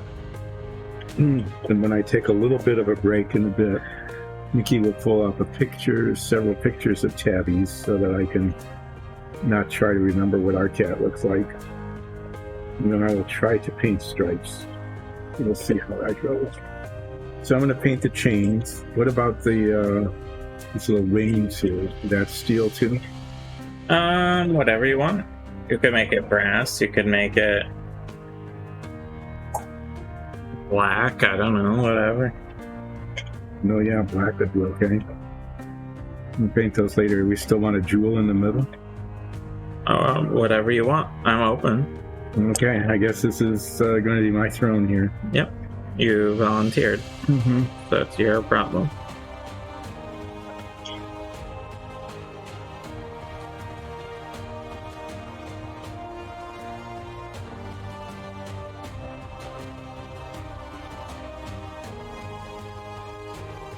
There's a lot of these chains, and they have a lot of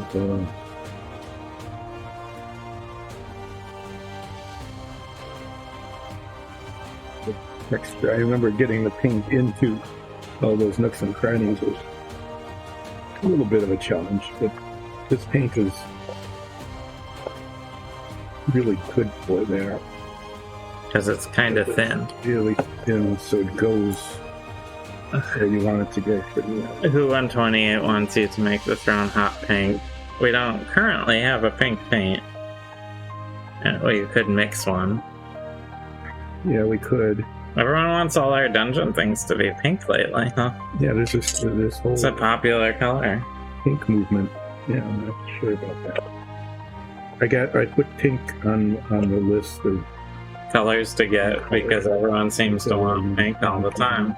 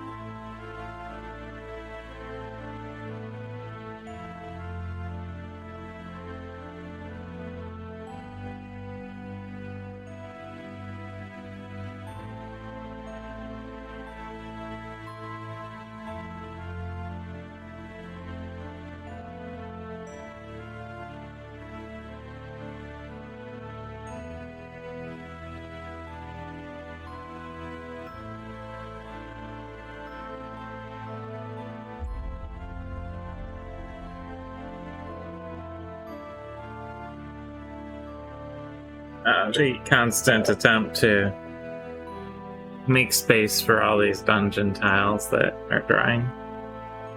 There's a lot of them in this set.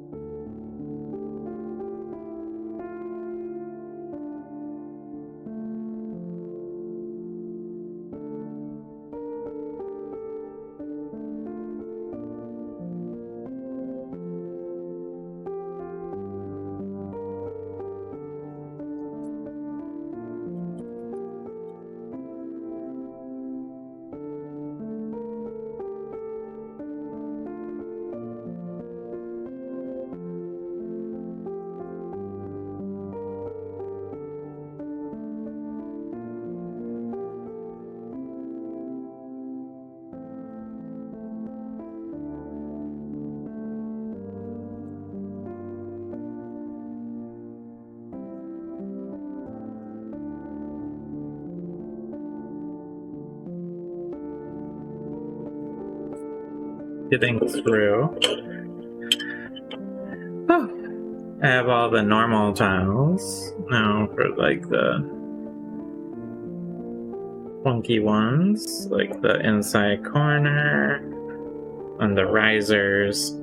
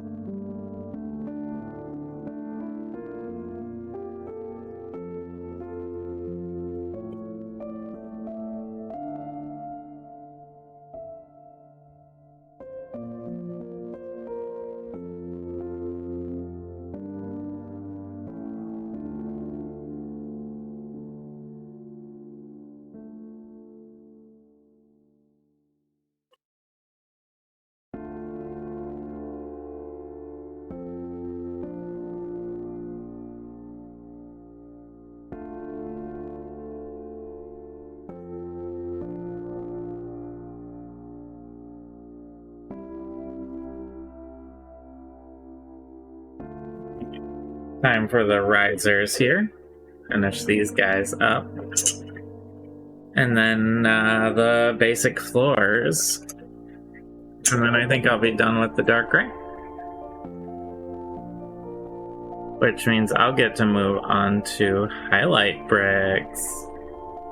That's always fun.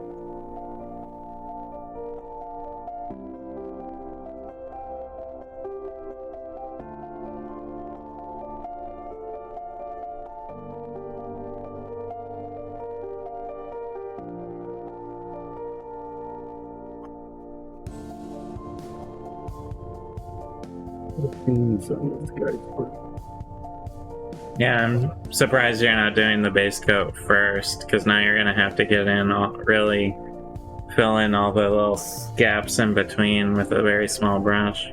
Mm-hmm. You definitely do a different approach sometimes than I do. Mm-hmm.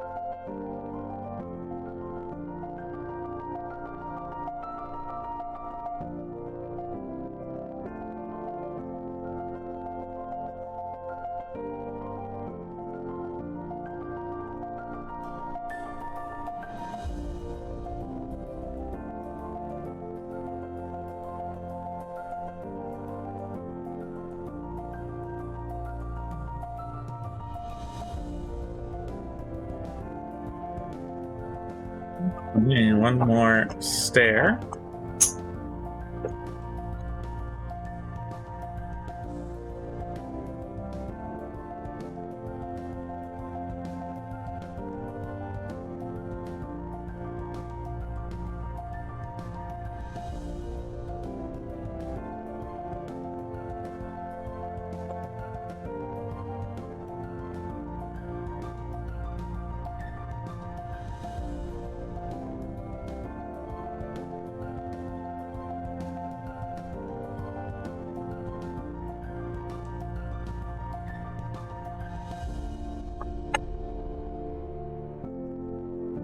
Now I have a stack of floors. So the way I'm gonna do these is gonna be a little off, just because I want to minimize the mess. I'm gonna go around and paint all the sides on and not the top. Like this. Get those in. And then by the time I finish the last one, hopefully this first one here will be a little dry so I can paint the top on without getting paint all over everything.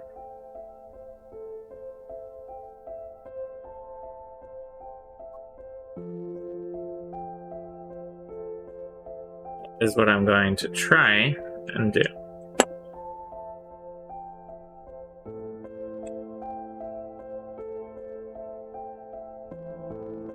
As to whether or not it will work, we'll find out.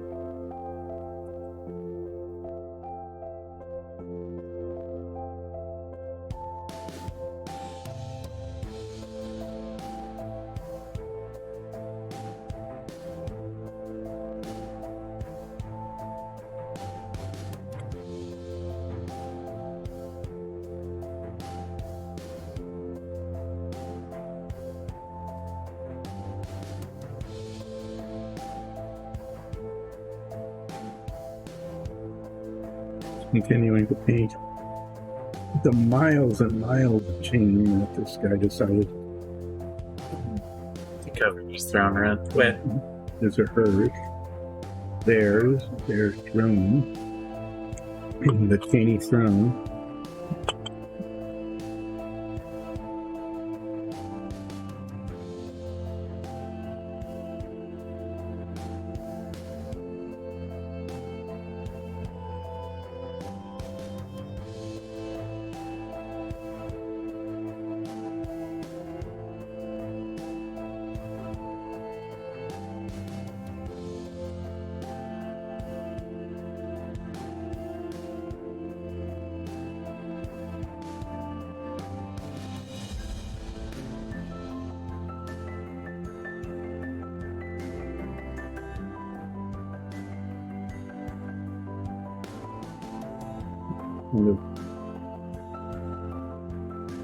Quite like brackets, but almost brackets.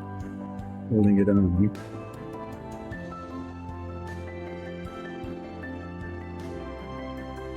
Some of the paint goes with teal color too. So those are all the sides. Let's see. These are dry enough, so this will help me minimize my mess. Now I can paint the top.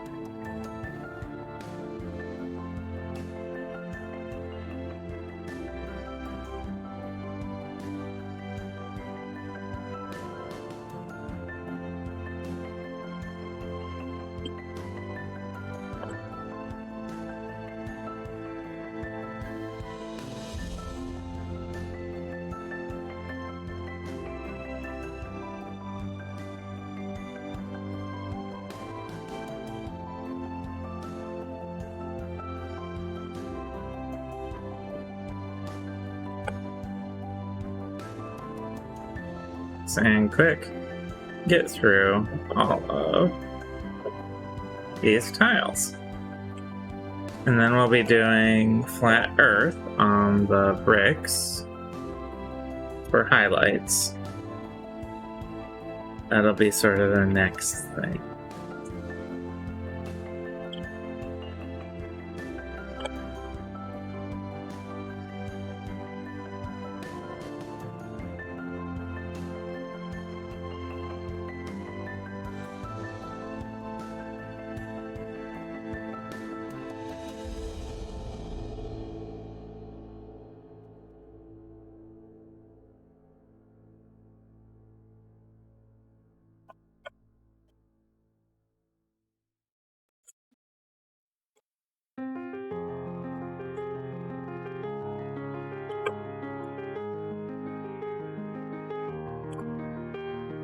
Two more.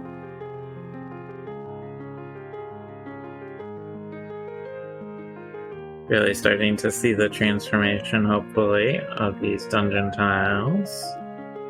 That we do these fairly often, but it's always good to have a lot of dungeon tiles because you can have a lot of variation in your.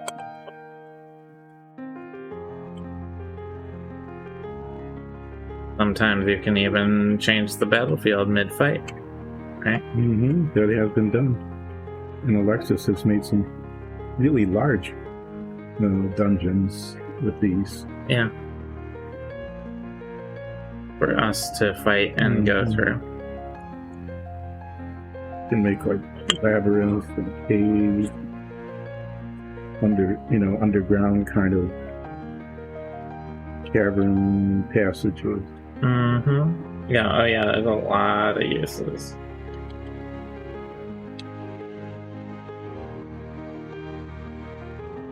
That glove is a mess, but now I shouldn't need a glove too much for this next step, the highlight stone step. I do want to get this large brush as clean as possible, just so it really soaks in the paint. It's very absorbent, so I want to work that paint back out of it.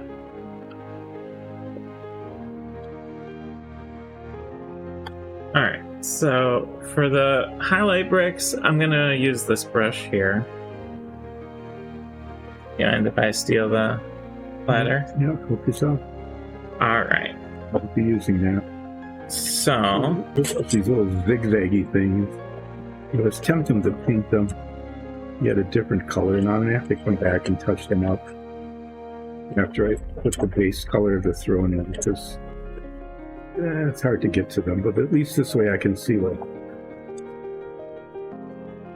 and I am gonna start with the corner pieces, these corner tiles. So, my goal here is going to be doing highlight bricks, so that, and once the highlight bricks are in and everything has been cleaned up, I'll be able to do a black wash over them. It's just a little bit after noon here, so we'll see how far I get. If I can get through it all and wash it and have it all done in one day, that'd be pretty neat. But I'm not gonna rush and make mistakes if I don't need to.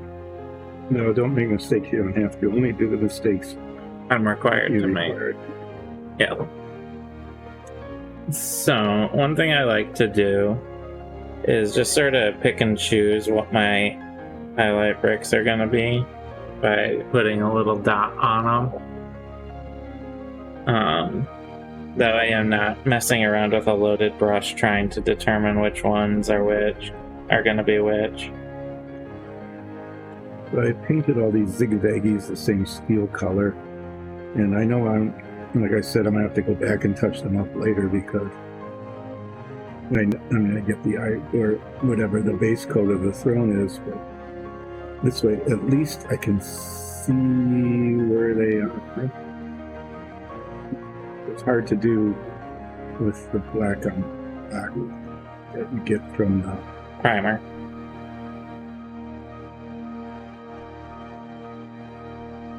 Well, I do believe I've got all the chains. I'm going to paint this outline here black, like you suggested, and I'll put a glossy green gem in the center.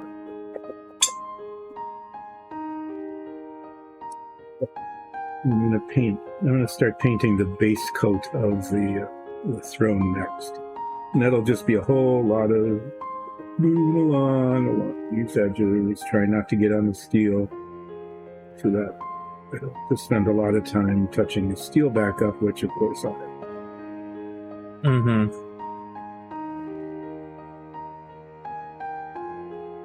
Do you think the lighter ivory color? Huh? Yeah.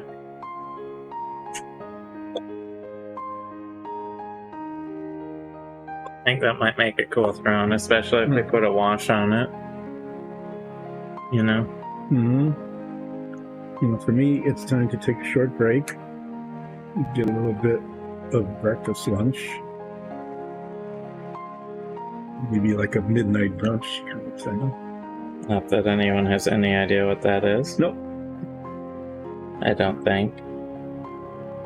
I don't think so.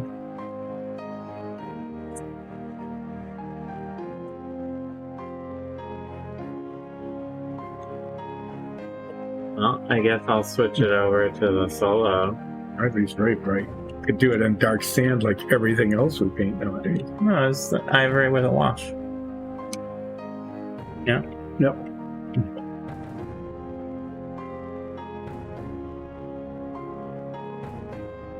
The camera's not on you. I thought you were leaving. I am. Okay. So I'll be back painting all around the chain. I'm gonna shift my chair a little over here, so I'm more in shot. Alright. My hair is a mess.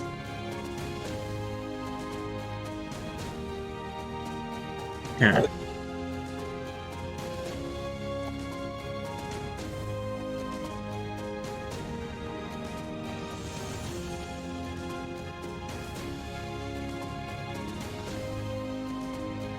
Marking my my bricks here.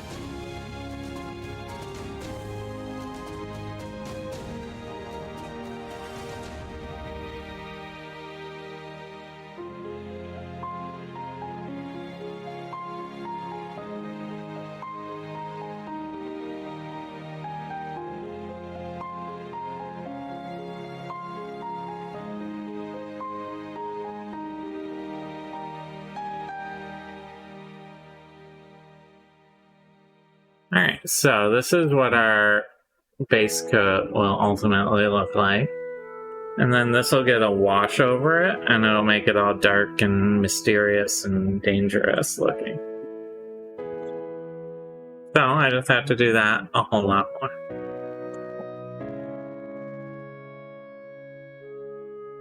Let's see. We'll go this one, this one, this one, and this one.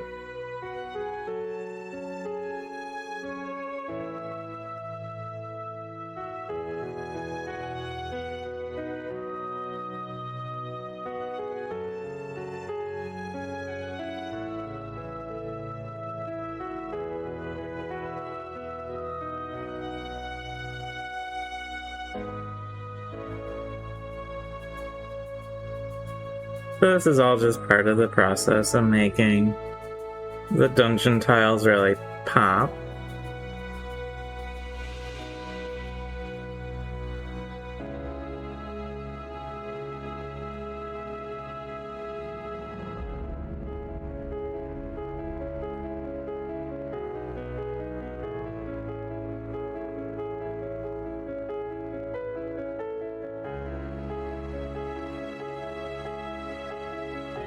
Marking on the back so they match in the front.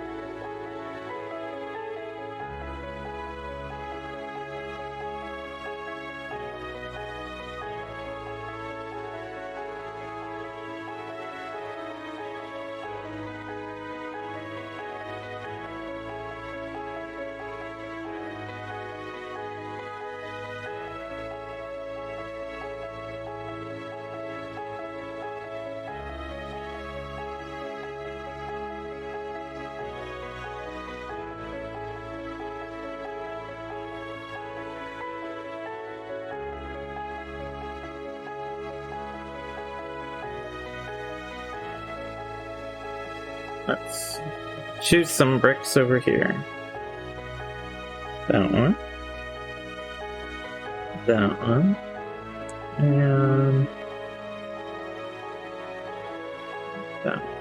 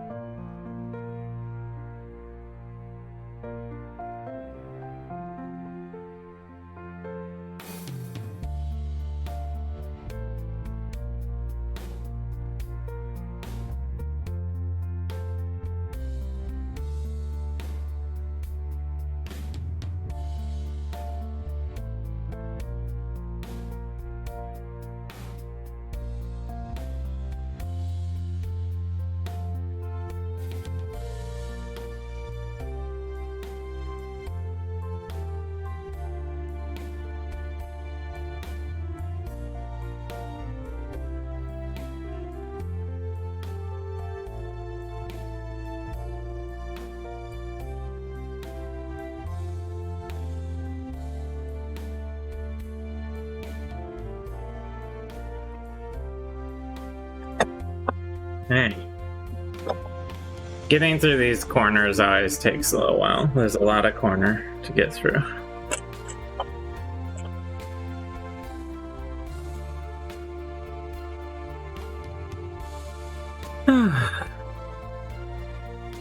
Let's see. We'll do this one and this one. And we'll do, I don't know, this one and this one. Why not?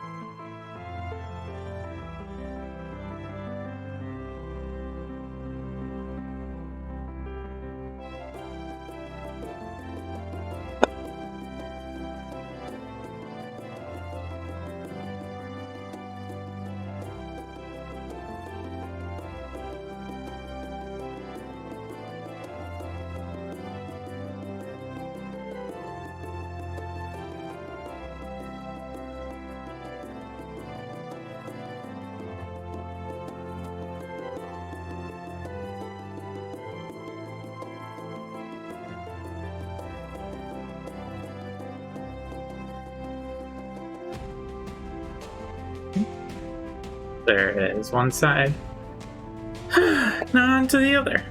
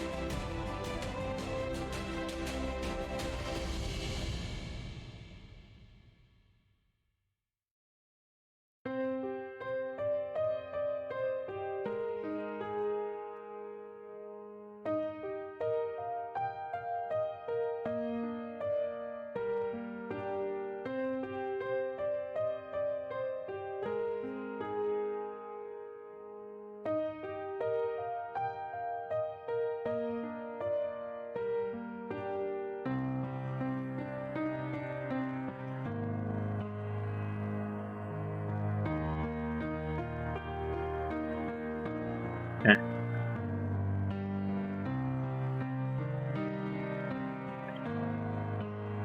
Not too bad.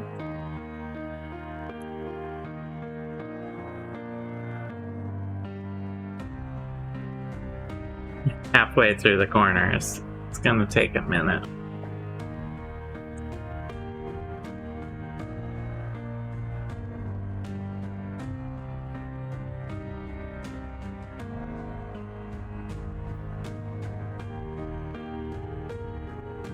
Start here.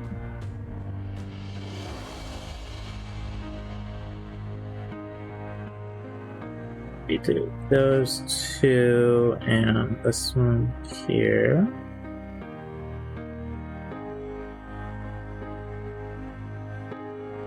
This one.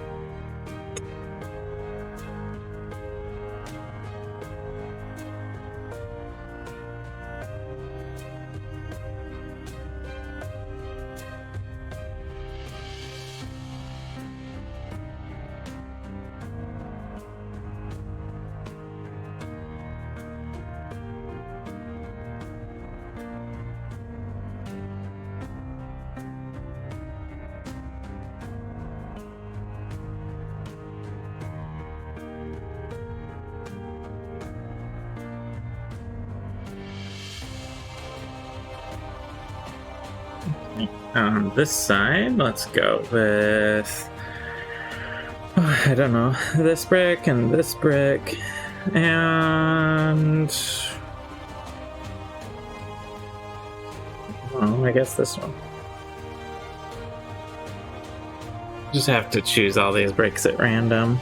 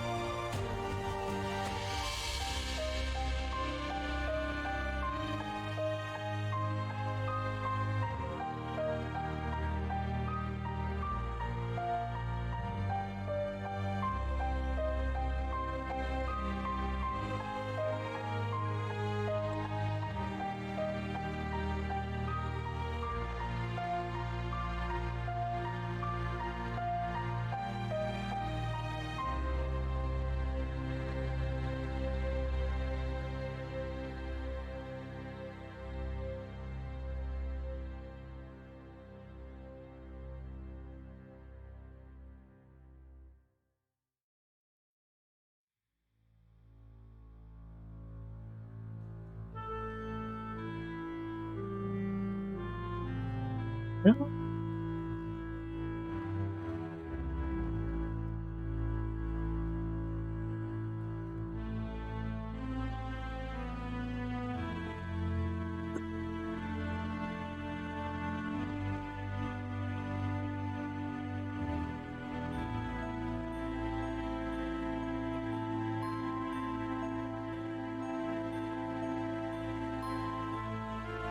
Sort of getting a gauge on where my other pieces are at. I'm gonna stack the floors. This is off camera, but it will buy me some space.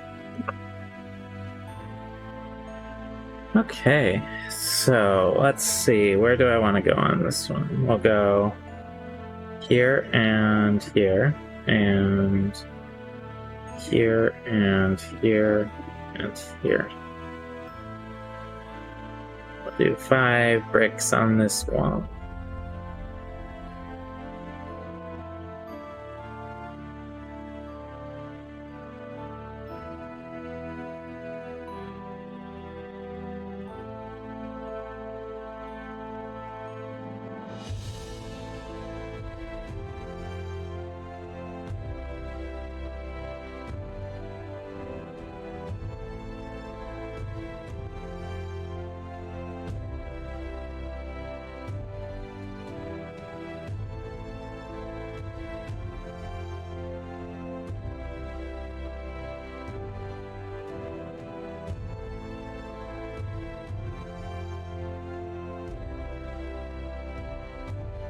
Yep.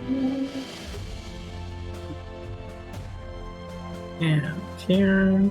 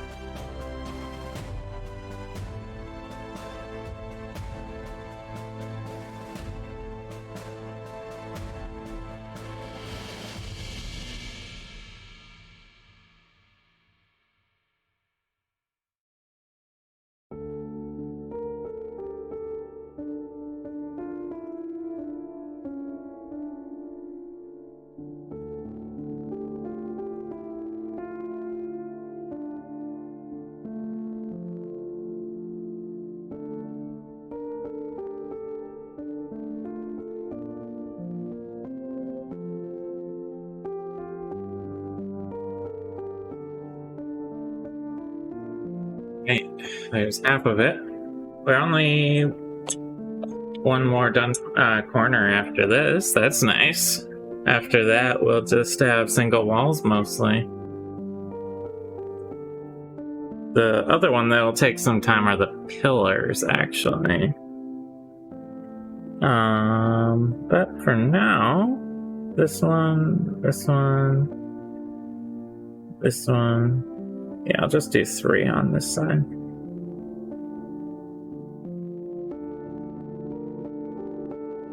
That one. This one.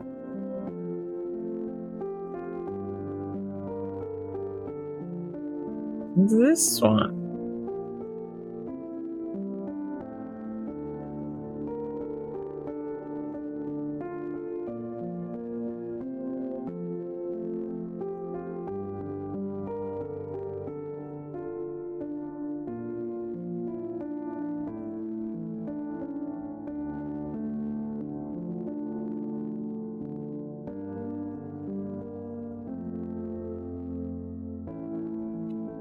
Trying to make sure I match these bricks.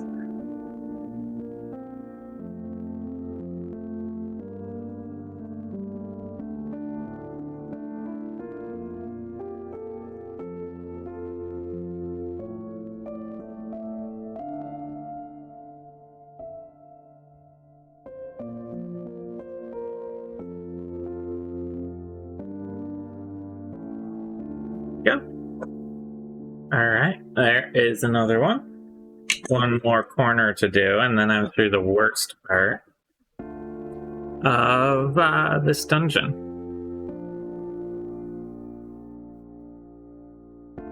Let's go with this one, that one, and this one.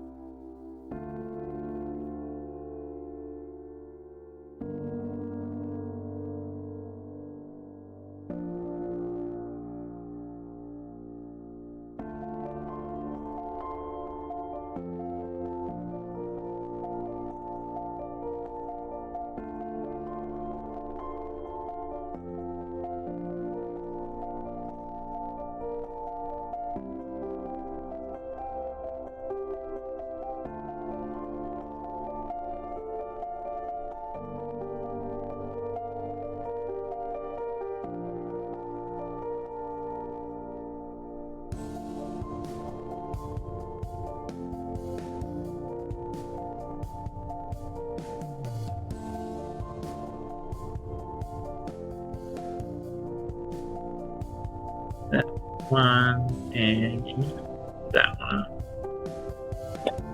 Try and put little marks on each side so I know I'm getting the right brick.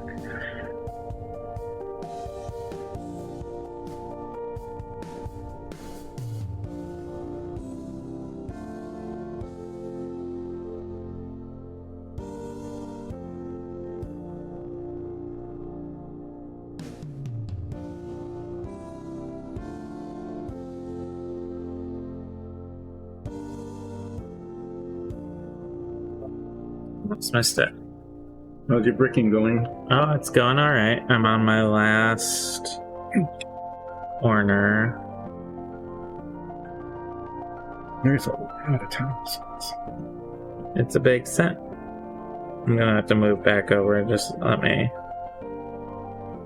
finish this section here.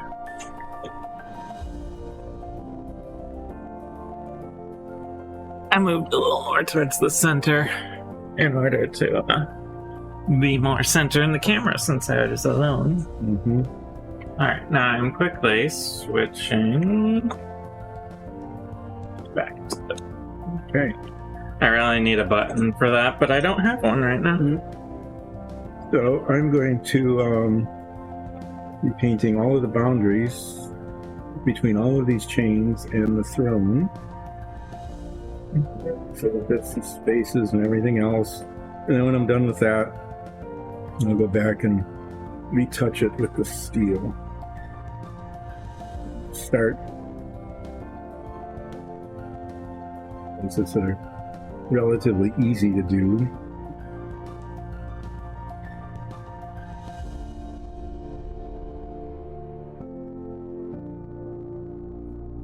Well, that's pretty amazing. For once, right? Yeah, it is, really. Okay, now I'm going to try to get in here.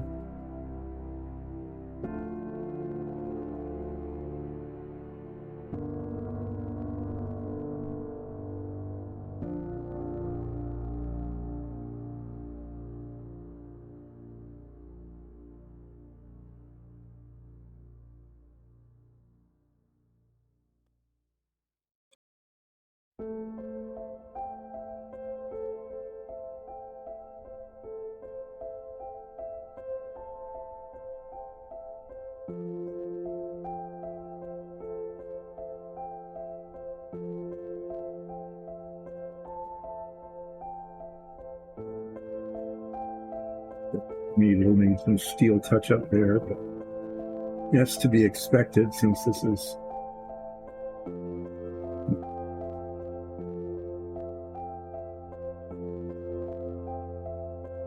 That's why I was going with the base coat first and then the steel. But you have your own method? I do. And the method's pretty much the opposite of your method. In that regard, yes. Alright, now I have a whole pile of tile. So, I'm going to start with my windowy pieces here. Because they're going to be the most technical, I guess, of the standard wall size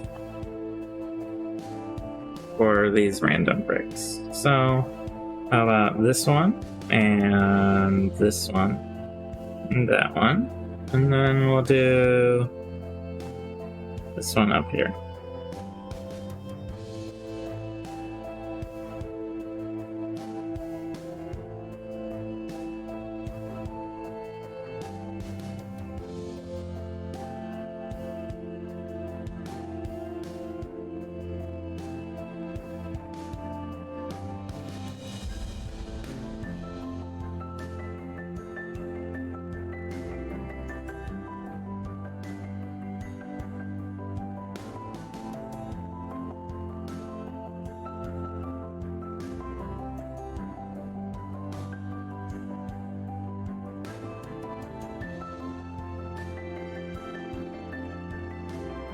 Trying to carefully get the insides of the window here.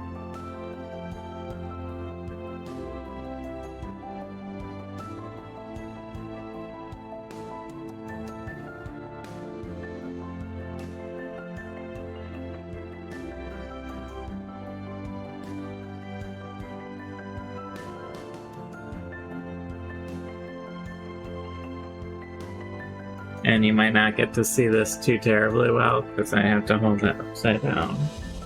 And I apologize for that. Shouldn't take long. There we go. Alright. And now, to get the bricks on this side.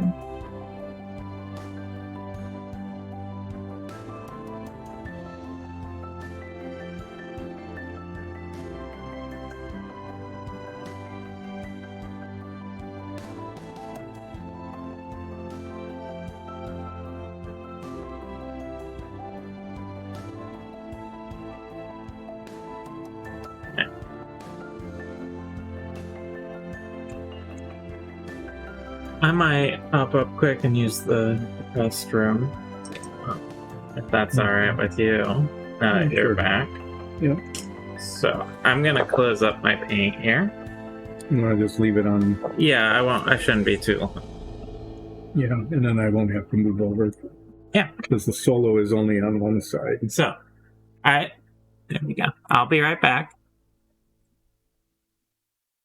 Hey, there's the cat. Hi, it's our cat model that I wasn't able to replicate.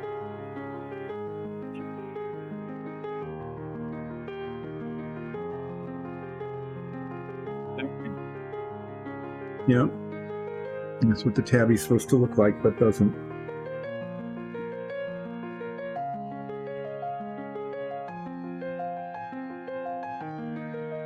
like to put me then. Mm-hmm. Okay, enough of that, right?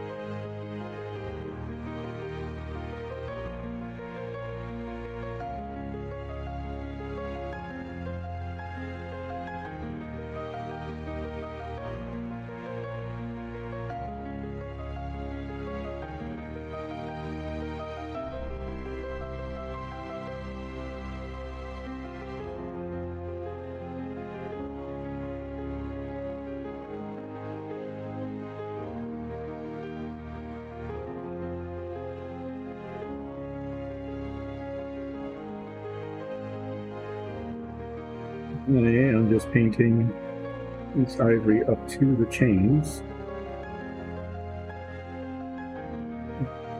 Some places that are inconsistently covered, but I'll come back and catch those later. I just want to get the boundaries done.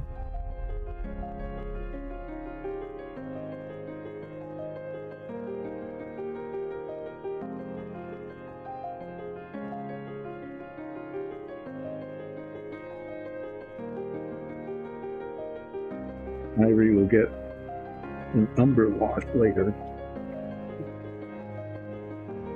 which will give it some texture and some aging. Right now it's going to look really monochromatic and shiny.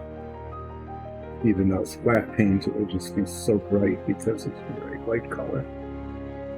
But it is a good, Nikki was right, it's a good contrast against the dark steel of the chains. It will stand out pretty well.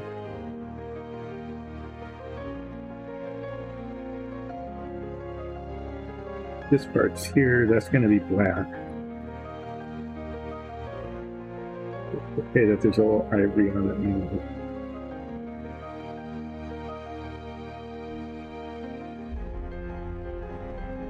Get along the back here.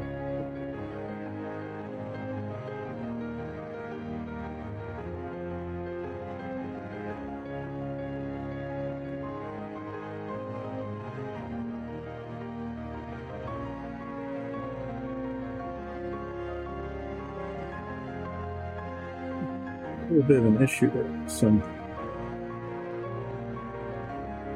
filament in the printing that was in the way, and it was fine with the chain. The ivory is going to catch it. Will not be good. So do the other side first, and I'll do that. I'll just do a little. I don't know if you can see it, but it's right there. I'm going to take this X-Acto knife. See if there's any way I can just clear that out.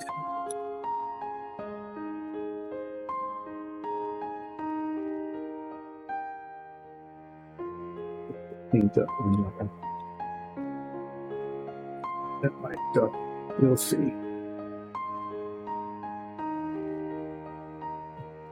Paint up into between the chains up there. Yeah, seem to have gotten it, so that worked out okay.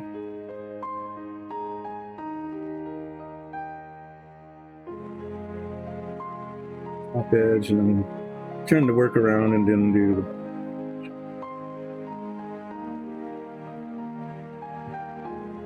the up in there.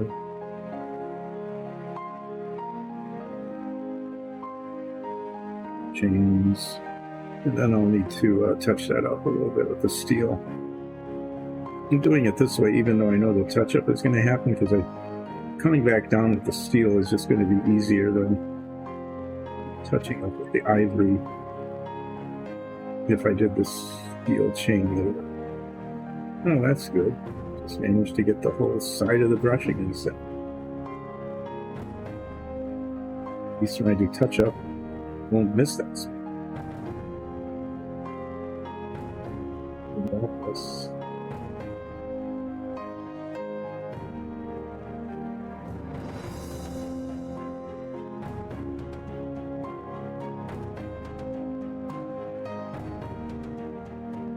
So I lay this in, the chain really pops out nicely.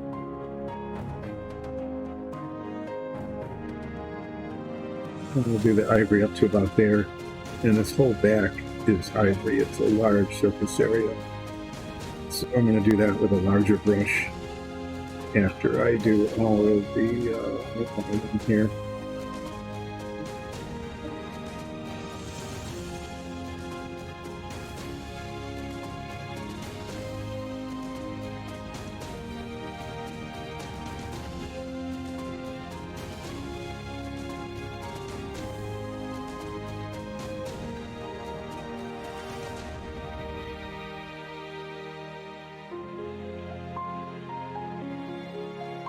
There's that around the back. That's kind of a mess, but I'll catch that later.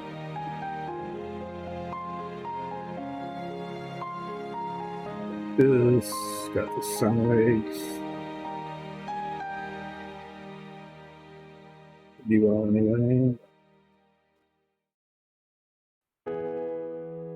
One of those spots there.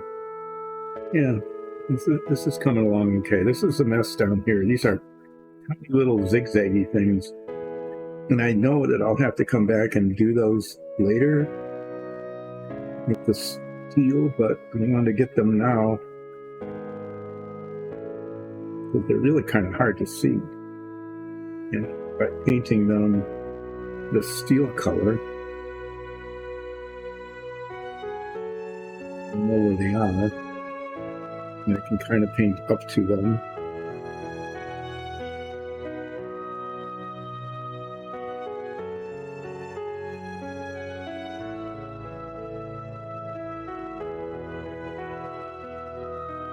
And I'll come back and touch them with the steel again later. This ivory paint is really pretty thick, so it doesn't cooperate really well in these tiny little spaces. You know, this at least doesn't do that. So those will be a little bit of back and forth between before those are done.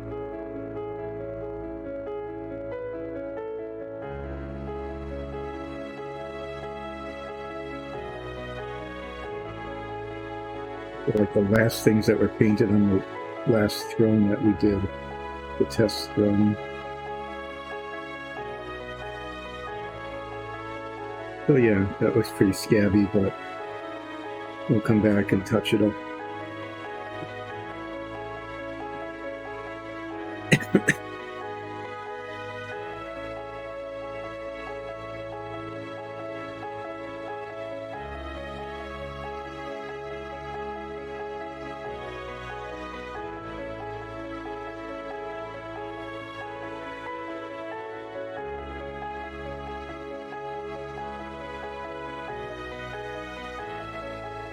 Reason the throne owner decided that having little lightning bolts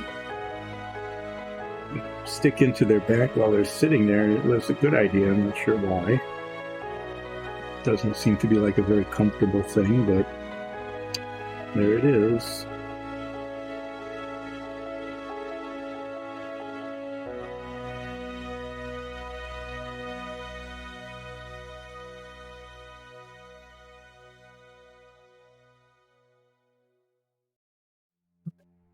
Welcome back.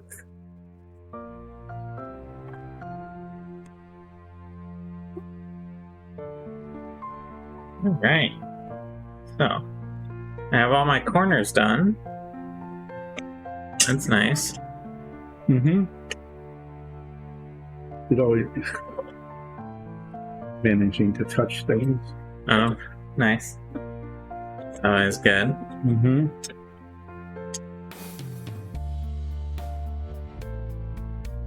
I'm reorganizing my space a little, so I'll be jumping back in to painting shortly here. Making room for stuff.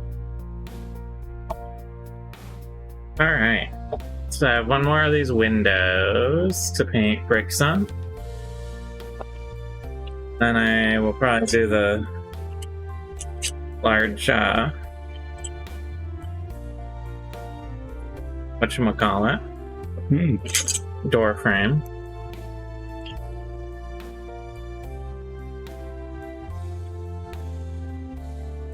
And floors are here. Great.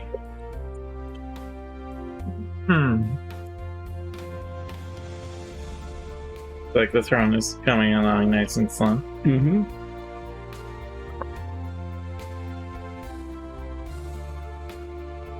Guessing it's already about 1. I'll probably get through the bricks, but not the priming. You mean the washing? The washing. Yeah. My brain is definitely not frazzled. Mm-mm.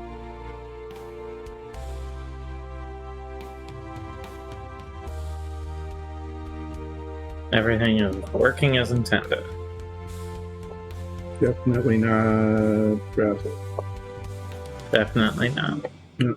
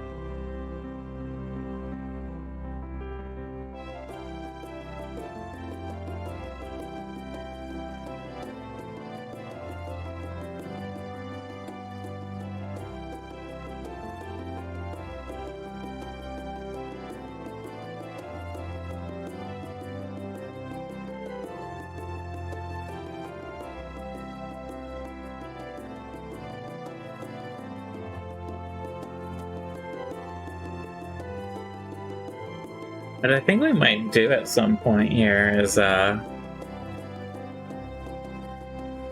we'll get a camera set up, we'll get a scene set up for you to be like on just your camera in the top down. And I think when we're doing a bunch of cool minis and one of us is just doing kind of boring dungeon tiles, you know, like this. You know, we could kind of just like focus on whoever's doing the cool mini. Interesting things, because you don't think that. And then just like pop in occasionally and show up where we're at on the dungeon tiles. Mm-hmm. I think that might not be a bad idea. What do you think? Yeah, it'd be okay. So you think that watching people paint dungeon tiles is a little boring, huh? Well, I mean, it's just walls. It's not like a big dragon or a throne or...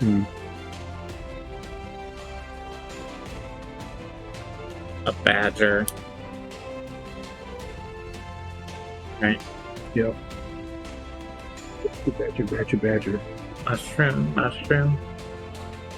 Dating ourselves. Yeah, I guess that is old now, isn't it? Yep. Like, way old. Yep. Alright, so let's do that one, and this one, and this one, and that one. That seems good. Just choosing my bricks. So dating ourselves with the badger thing. Yeah. That is, we don't have. Oh, snake. We did not do the snake yet. No. No, we don't have any snakes. Oh, to paint? Mm-hmm. I don't think we bought any either, did we? No. But has Soria ever turned into a snake? No, have we seen any? I mean, I've definitely seen snakes. We saw that big anaconda thing, or boa, or whatever it was. That followed us around. Right, we almost had it as a companion.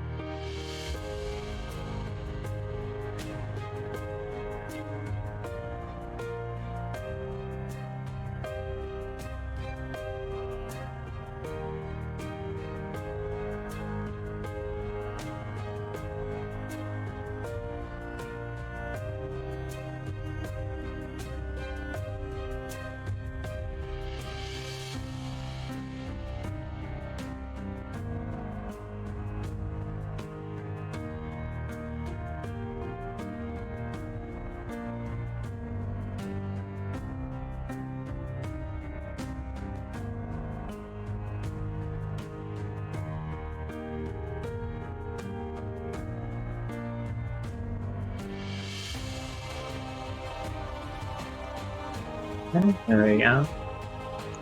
Got an arrow slit.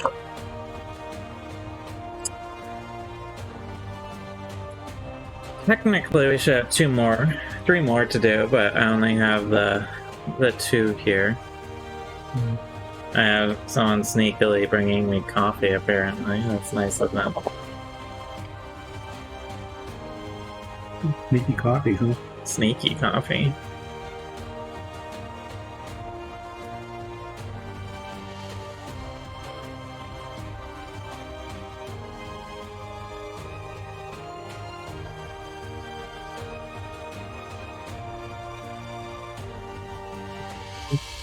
Thank you. Yeah, you have to periodically clean that brush when you're doing lots of little...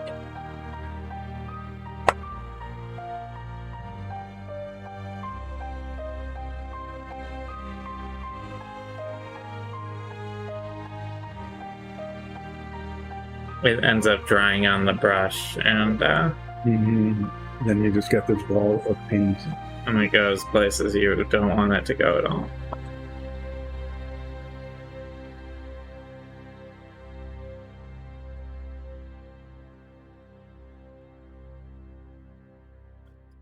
Accidentally got a little on the top there, but that's what the cleanup is for. I find it's actually better to just get through all the bricks and maybe have to do a little extra touching up than it is to like super ultra carefully go through every individual brick. You know? That can work. Because you end up... It's a lot quicker to just do like, oh, there's a little spot here, than it is to worry about not making that little spot in the first place.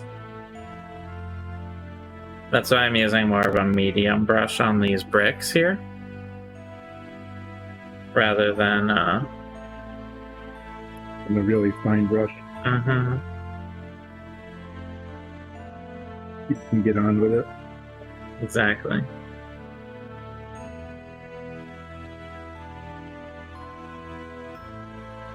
Okay.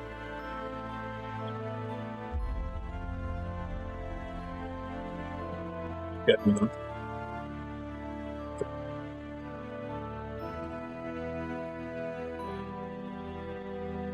It's creating quite a zebra-like effect.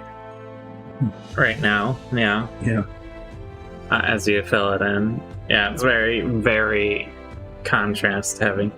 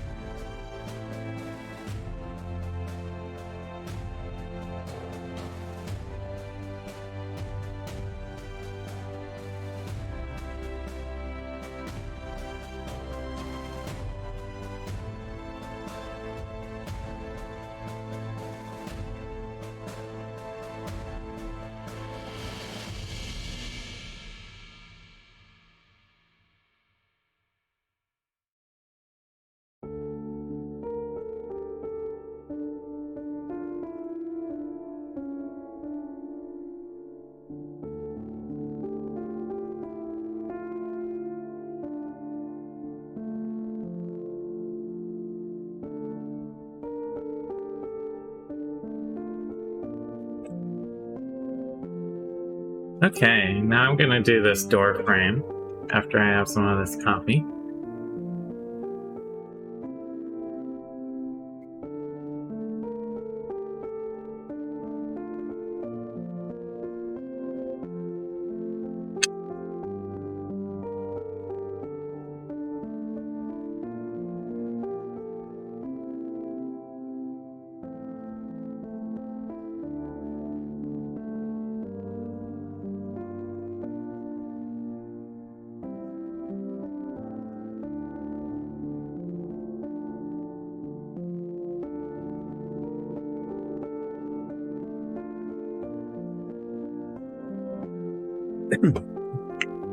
I'll just do one side at a time because they're each their own little wall.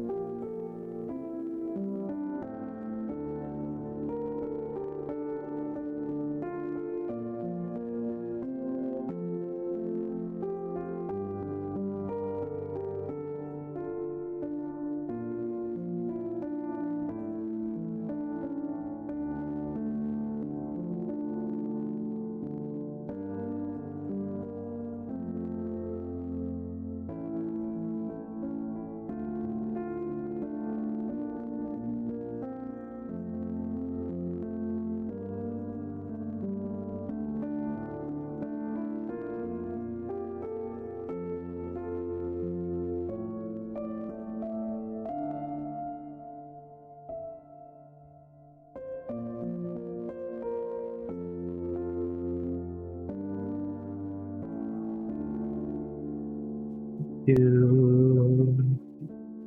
we go.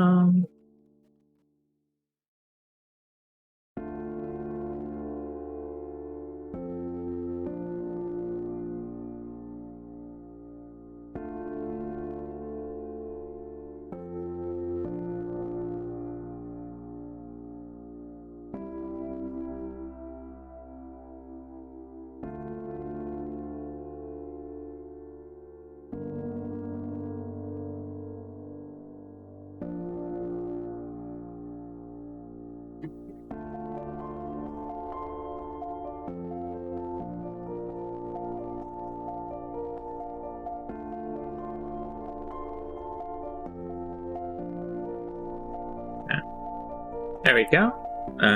Big door frame is done. So now I'm gonna do, I have 6 of the regular walls to do. I'm gonna tackle those, and then that'll leave me with the risers and the inside corners. So, and all these are gonna be a little bit of a pain, the pillars. Oh yeah. And then you paint the top of them a little contrast color too. I already did. Oh, you did? You put that in already? Yeah, see? The darker gray. Mm-hmm. Sorry.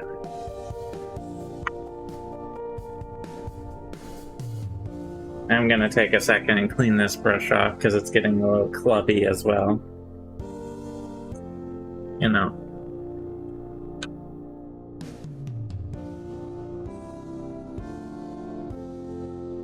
Okay, on to regular walls. Let's see. There, and there, and there, and there.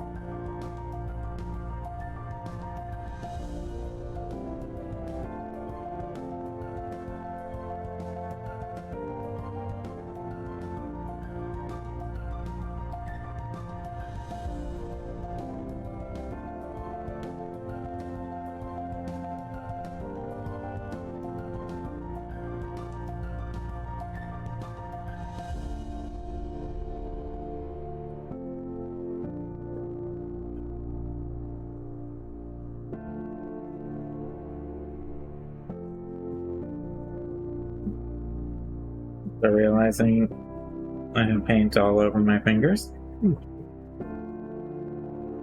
Which is nice. That should be wearing gloves, but I'm not. No, then you'd have paint on your gloves. You would still make a mess. But I wouldn't be having to wash my hands as scrubbily. Yeah. I mean, that's the main advantage, honestly. Is that you don't need It is a hand washing shortcut.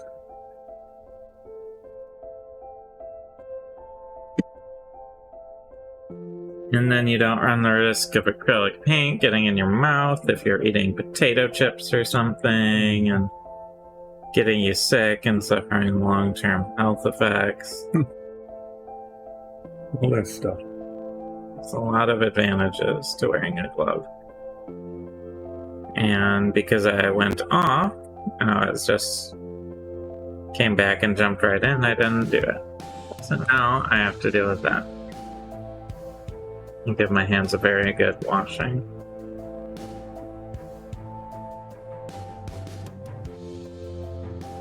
Right.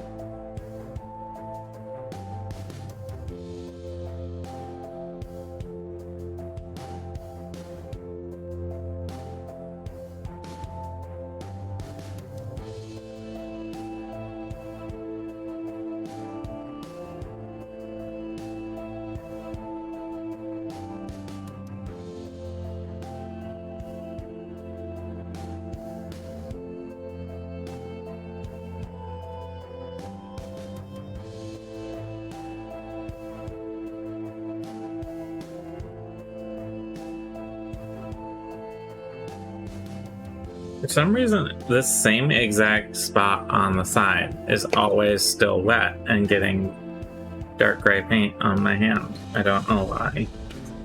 On every single piece, there's like one spot that still has slightly tacky gray paint.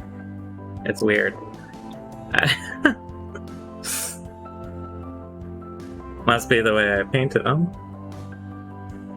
That it like piled a little extra or something there. No, right. It's kind of odd though. But I put on a glove because I was sick of it.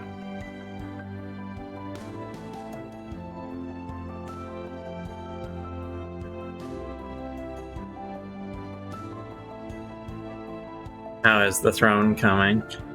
You know, it's coming along. Yeah. There's a lot of boundaries on this chain here. And then there's a lot of surface area to cover on the throne itself. Next, after I do this, I'm not going to bother touching up the steel Yeah, until actually I finish the body of the throne. because you might just end up getting some on it accidentally. Anyway, yeah.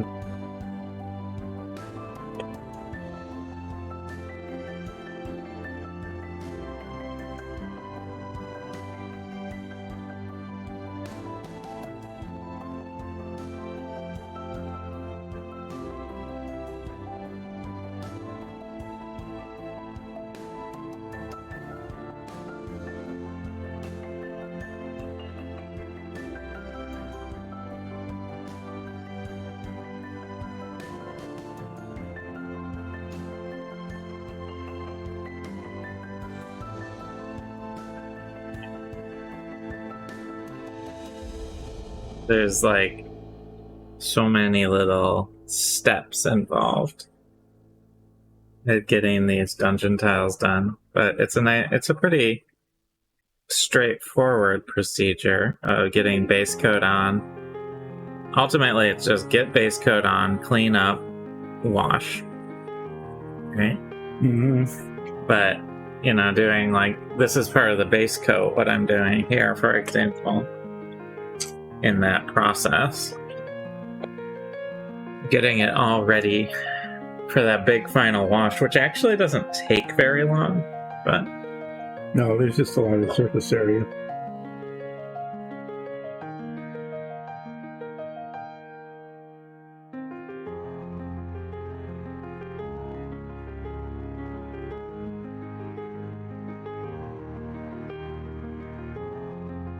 Okay.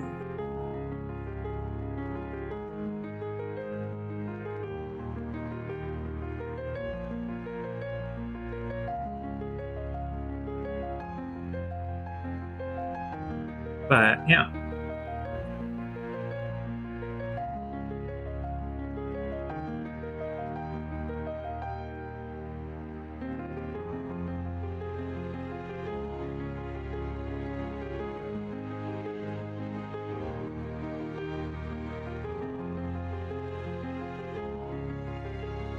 I'm looking forward to when we get the 3D printer, the resin one. The ones behind me here are filament deposit, and they're good for making things like these dungeon tiles I'm painting. But something like the badger that you painted earlier, you really need...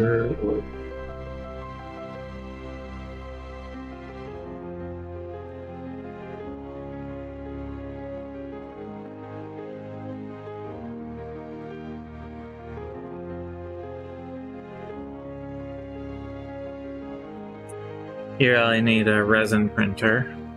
And we are getting one eventually. It'll take a while, probably won't get here till the fall. But supply chain stuff.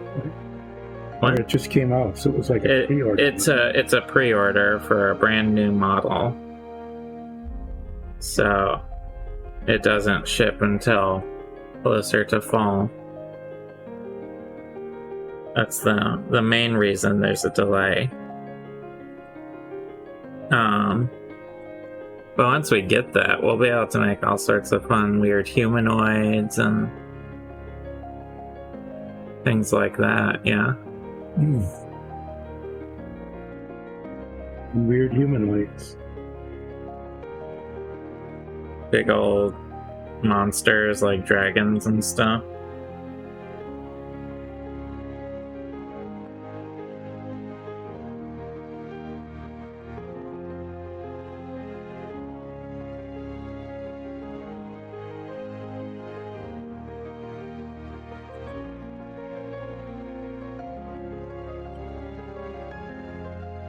Okay, I am down to 2 more walls, a bunch of pillars, and these risers and things.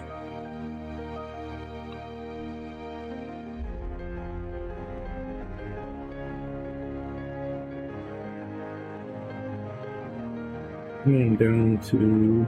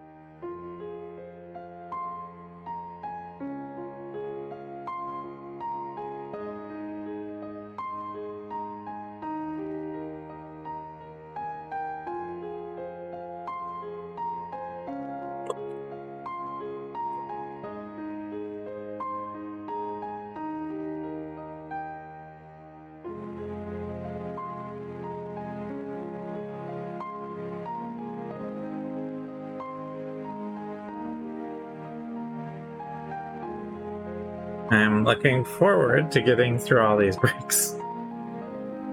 I bet.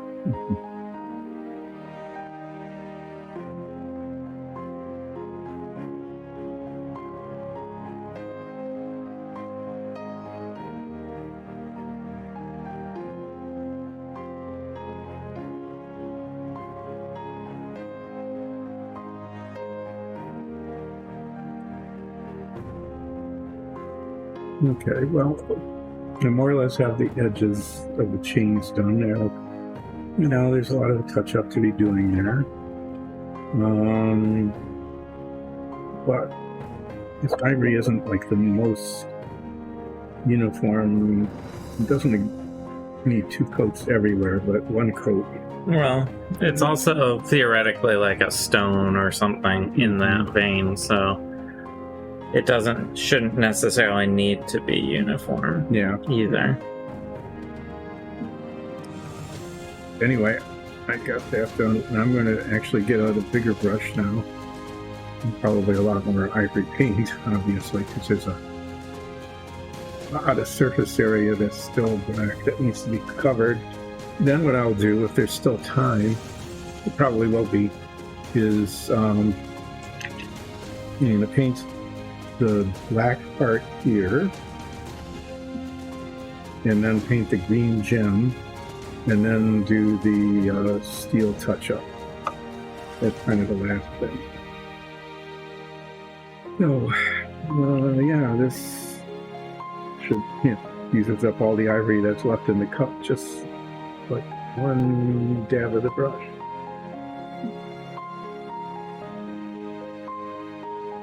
We will be needing quite a bit more. And I'm going to do... I'll be doing these pillars now for the inside corner pillars. Is I'm going to take Black Panther off of here.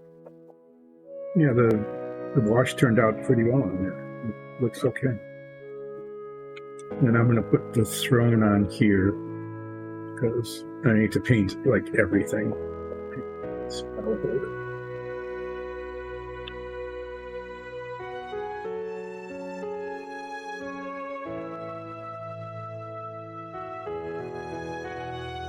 You think you might do a umber wash on this, or even a black wash? I was thinking like a thin black wash. Yeah, I think that would look better than one. Was my plan at least. Umber would just make it look kind of rusty. Yeah, that's why I wasn't planning to do it. The black would make it look almost kind of marbly almost. Mm-hmm. That was the thought. Well, that's a thought. Alright.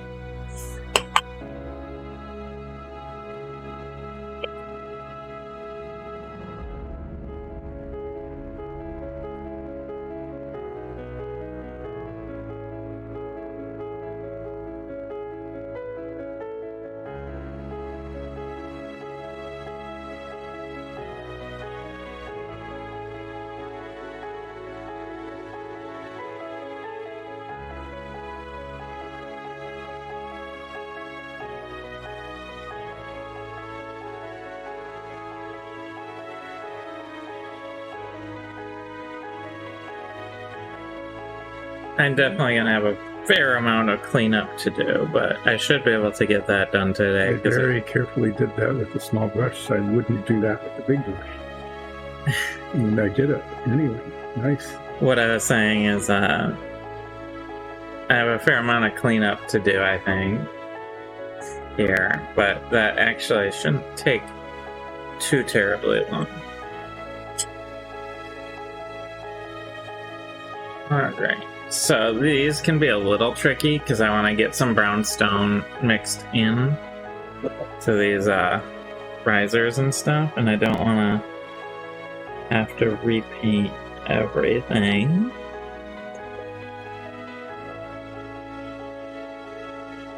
So I want to be a little careful here. Just to get something like that right on there.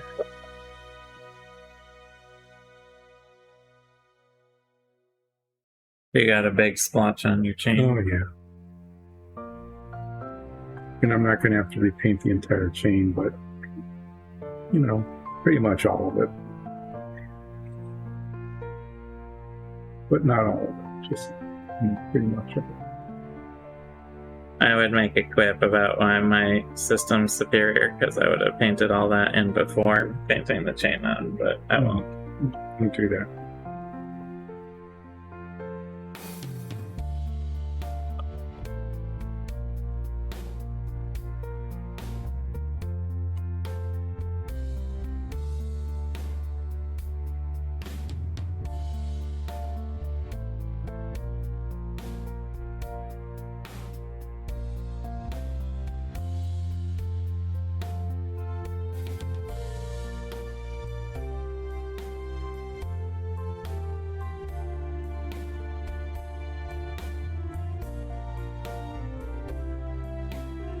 But he gets to watch you paint the chain over again.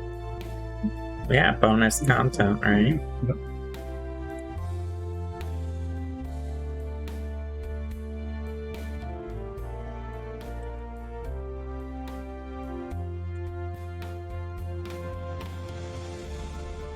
Just making sure I did all that. Good.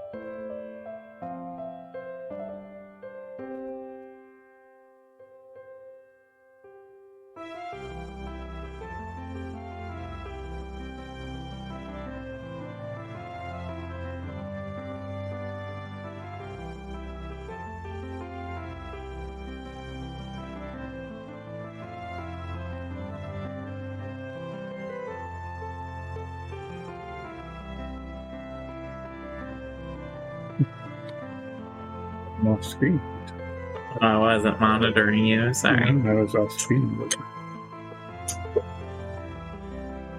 Because I was too busy painting my chain with the other color. Yeah, I think when we put a black wash on that, it's gonna like really tone it down, but keep that light color. Well, yeah. I hope it tones down because it's really pretty intense right now. Yeah. And very uneven. Oh, I know the black wash will definitely tone it in.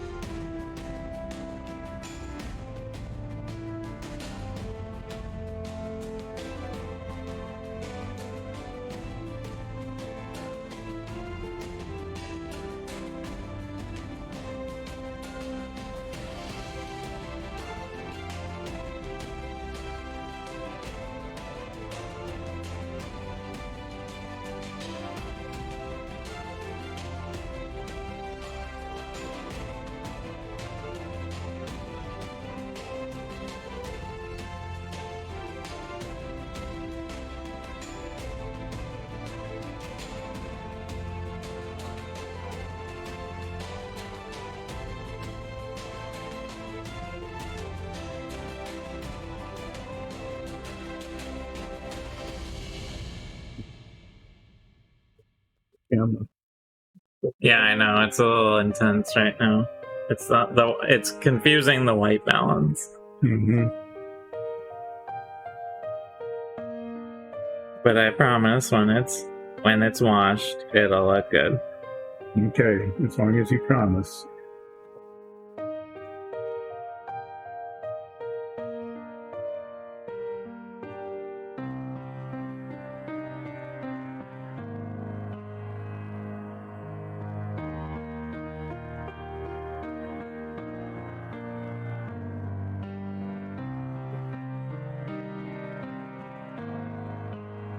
A lot of ivory on that. And I'm going to let that dry. And then get the black paint out and paint this part of it. See how that goes. You know, this brush pretty much just soaks here.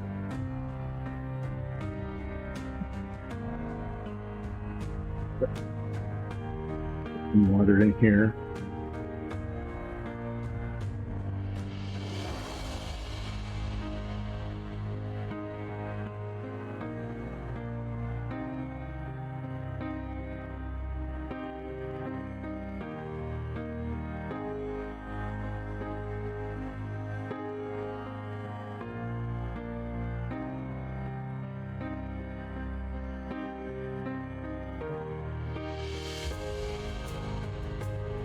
True.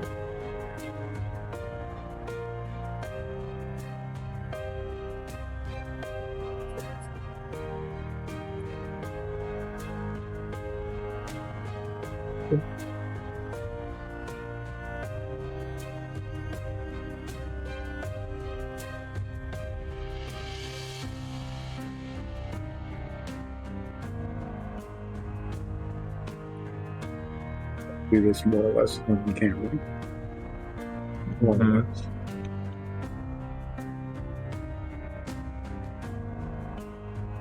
Okay. There are the risers. So, the only bricks I have left are on my 6 pillars. And then I can do cleanup. So I think if I can get through these pillars at a reasonable pace, I'll be able to do cleanup before we're done today. That's my goal. That's a good thing. Then I can start Wednesday by just washing everything, which would be pretty nice. Wednesday is wash day. Wednesday wash day. Some people do Monday as wash day. What? Traditionally, Monday was wash day. Like for clothes or something? Yeah, wash day. What do you mean traditionally? It's just growing up. Everybody did laundry on Monday. I don't know why. Okay. Like, is this like a Milwaukee thing? I don't think so. I thought it was kind of like a universal Monday wash day. I've never heard of it before.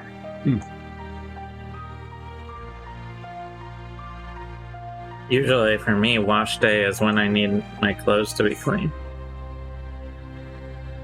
Like you run out of clothes and you say, oh, this better be a wash day. I guess, yeah. Pretty much.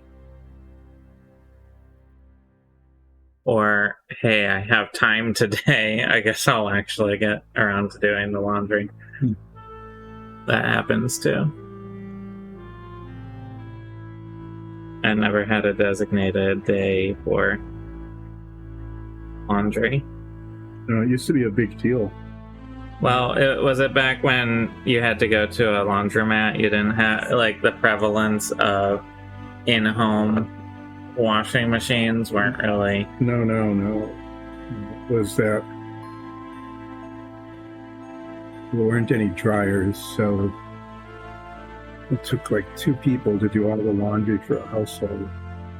Did it in a washing machine, sort of, which was basically just an agitator with soap and hot water in it, and took it out and ran them through a wringer,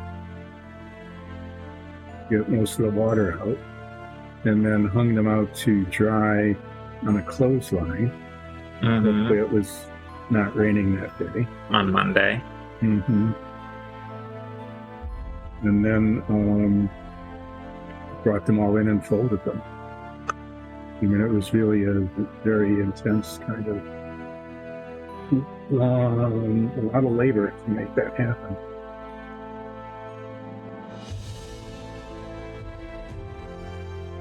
The entire day. Well, if it was that intense, I imagine it makes more sense to have a designated day. Mm-hmm. But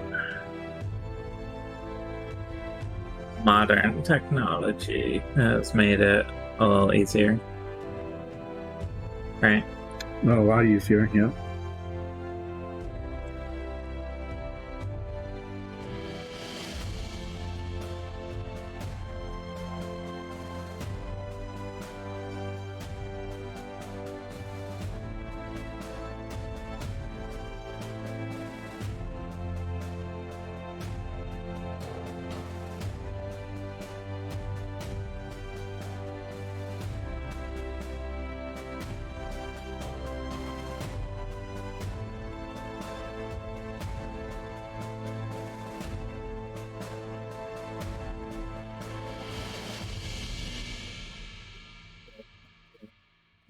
That's with the chain.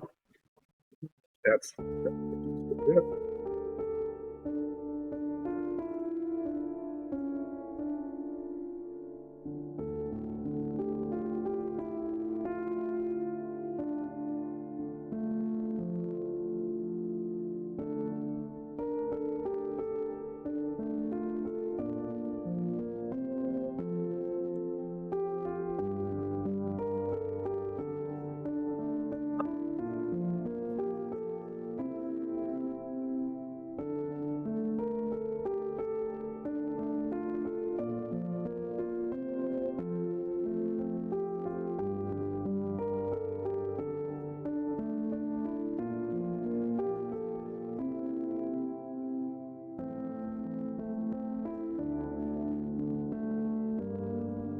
This is a gloss screen. Used like none of this.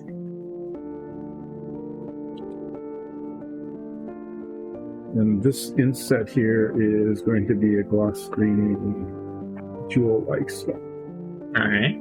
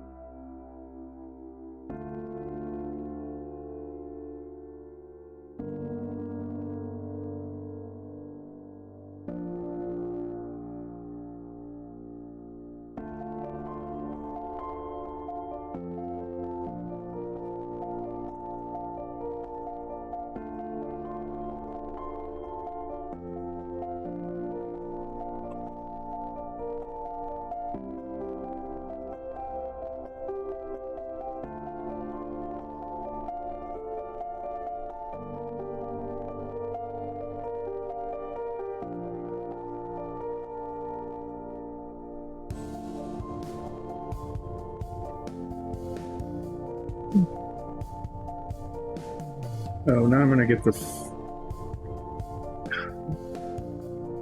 What? No, it's just you look at it and everything's covered, and then you look at it again and there's a tiny little spot right there That has nothing on it. that didn't get painted.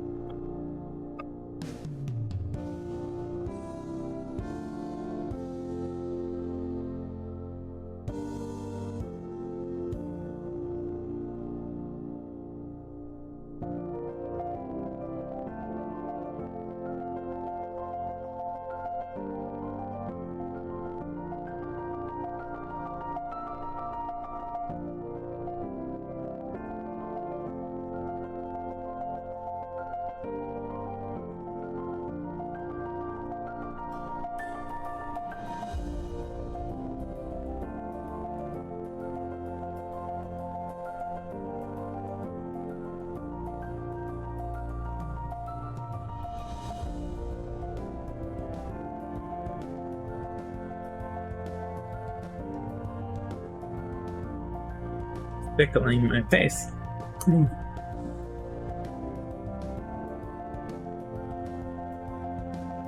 Should put it up in the ponytail. I do this. Yeah, sometimes you do, don't you? You pull Sometimes. sometimes. When I remember. Yeah. Okay. Hey then. Okay, I just finished. Okay together. I just finished my bricks, so I will now get to do a touch-up in the last bit here. So, what are you working on? I'm going to be touching up the chain. Alright, it's touch-up time. So, really get some of this earth off of this brush quick. Definitely is well coated. I'm going to be taking a smaller brush. I haven't used this brush today because I've been doing big old structure pieces. And then what I'm going to do is take each piece, starting with my driest finished piece, and looking over it for any areas where I might have missed some paint or it could use a little more, and doing a minor touch-up on it. So this one looks okay. This one looks ready to go for wash. So I'm going to set that aside. I have my 3 colors here, so I can, whatever needs touching up, I have them ready. And it's just going to be a matter, most likely, the touch-up is going to be the lighter gray here. That's going to be the most likely in need of touching up. Yeah, so in this case, what often happens is because I was using a larger brush to do the bricks more quickly, there's a little spot where it might have crossed over, and I just need to hit it on that neighboring brick to get rid of that spot of flat earth that got over there. And that's really all it takes. It's pretty straightforward and quick. Gotta go through and make sure I am being observant on each piece so I don't miss anything. Because once you put a wash on, it's pretty much a done deal. After you get the wash on, your option is repaint the whole thing. Generally speaking, in a lot of cases.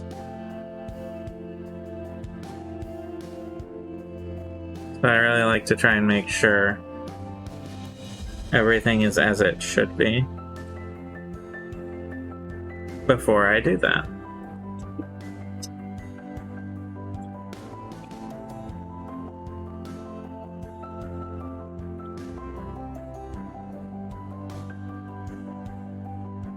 And I'd say close to 100% of these are just gonna be a clean up the neighboring brick that got a little bit of a brown on it. But I have the other colors just in case.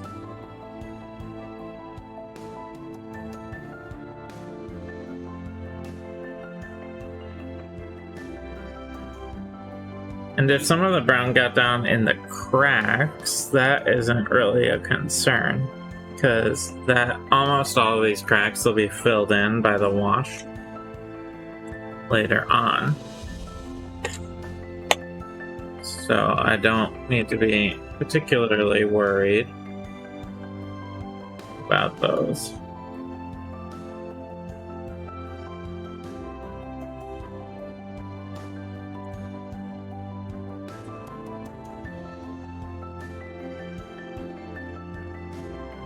And it'll be good that I'll have these all ready to wash come Wednesday, because ideally you are never washing on even tacky paint. And some of this paint, while it's enough to handle, dry enough for me to handle, if it's even a tiny bit tacky, it will run in the wash, because the wash will sort of re-dissolve it, re-paintify it. Mm-hmm. I think it's the That was always a problem. That's why you never did reds with your lights, in your washing day. because they would run in the wash. Yep. Back to washing day. Mm-hmm. This one I made a little bit of a mess on. But as you can see, it's very quick and easy.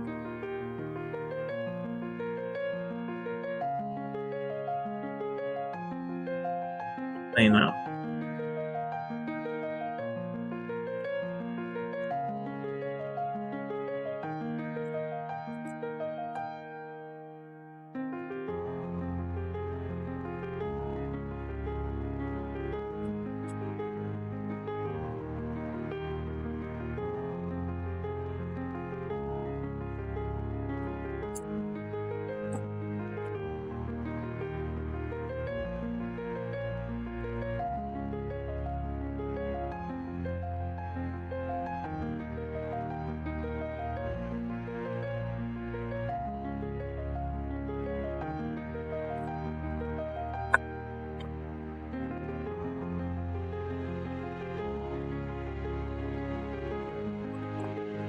A lot of it just comes down to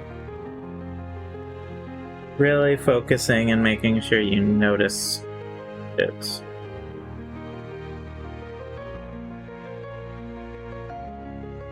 Stop. But ideally, if you didn't mess up too much, you don't have to clean up too much either. Yep. But this is actually the least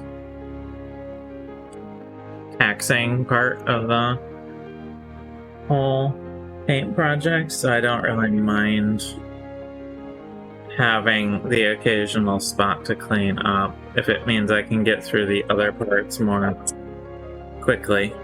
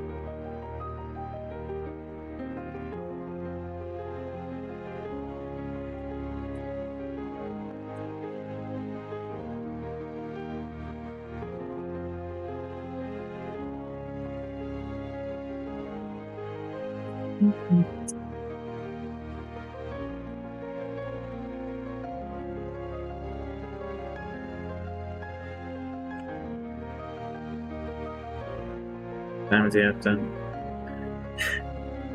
knock stuff around with your finger, apparently.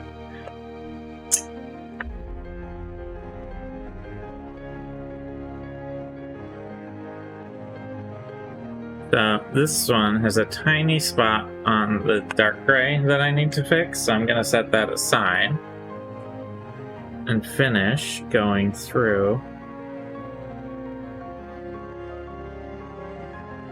all of these. Make sure they are all up to snuff, which is a really weird saying.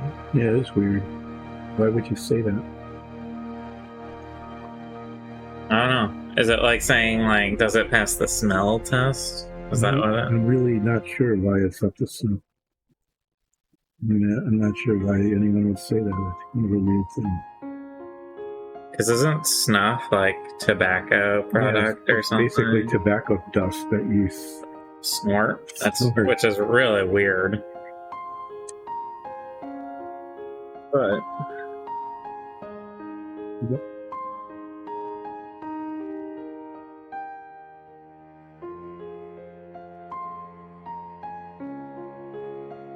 who knows? There's a lot of weird sayings out there, and you look them up, and it's like, this came from some weird, like, Dutch thing that has no bearing on anything we say anymore.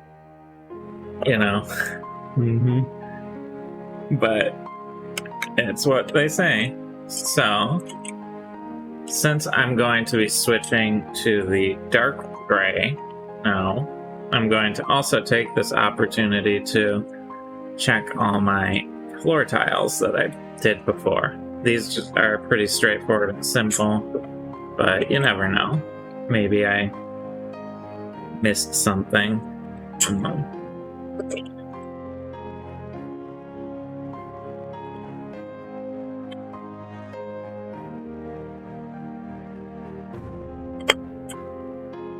Hey. They all look fine. So the only thing I have left is to clean up this little bitty spot on the floor with the dark gray.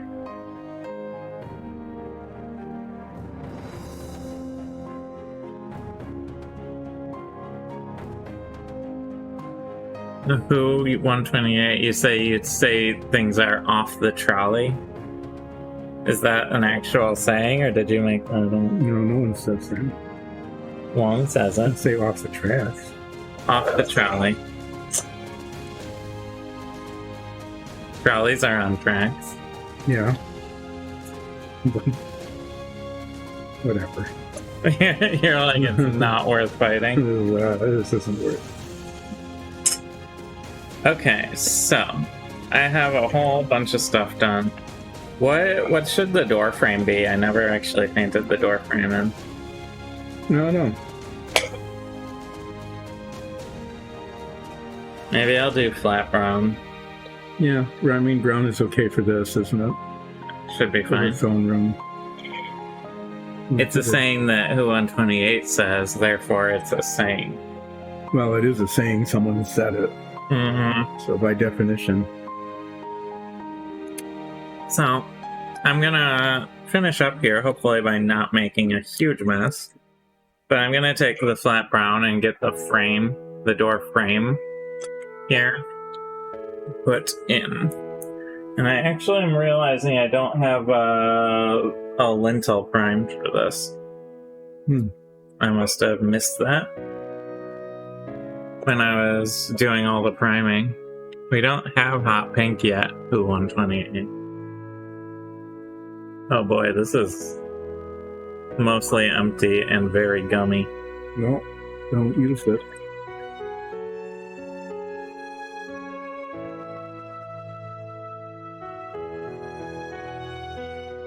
I think this one, should I just trash it? Yeah. It's an open flat brown. Yes. Okay. Hot pink with glitter. Yeah, we don't have glitter either.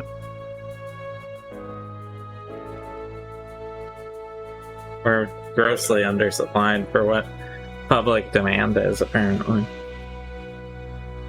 People keep asking for glitter, and we still haven't.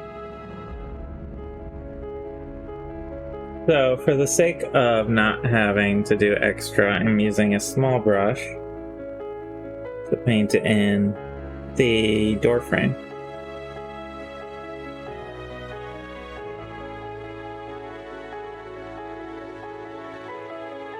I'm trying to paint these weird little zigzaggy things. I think they're snakes. Like stylized snakes.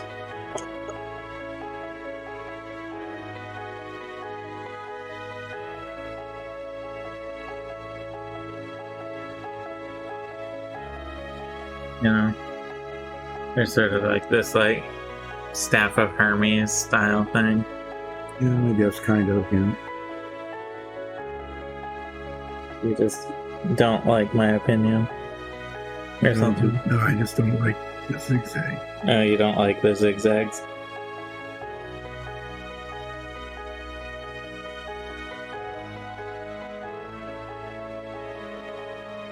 Being in the book. Yeah.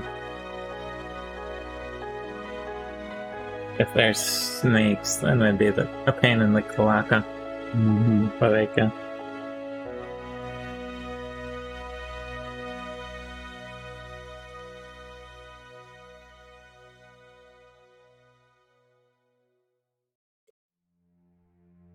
Getting the front in there, and then I'll do the tops. The insides I can probably use the medium brush for once I get all of the edge work done.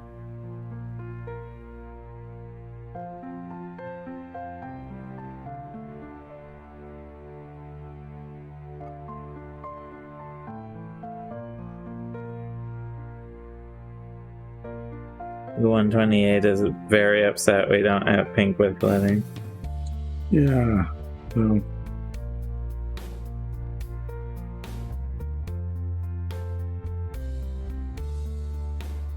On the shopping. How are we supposed to make the layer of the Sparkle Mancer? Right? Well,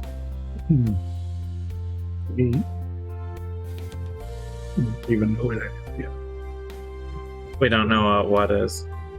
The layer of the Sparkle Mancer. That's where the Sparkle Mancer is. Well, yeah. Where's the layer? But it's secret. Well, then we don't have to worry about it. Why not? Because it's secret. But the Sparkle Mancer wouldn't have anywhere to stay if there isn't one. Mm-hmm.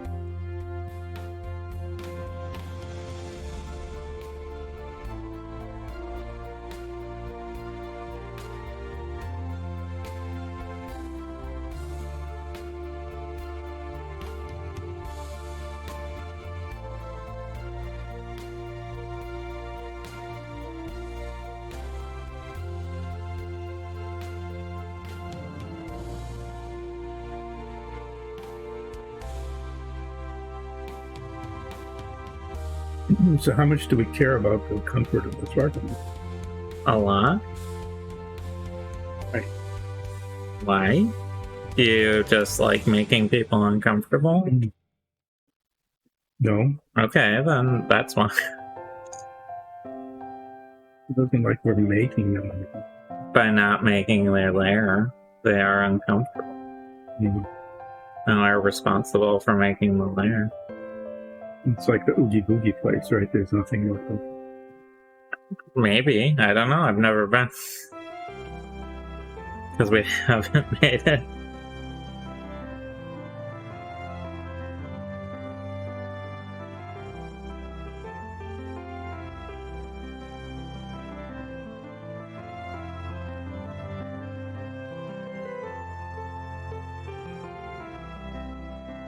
Okay.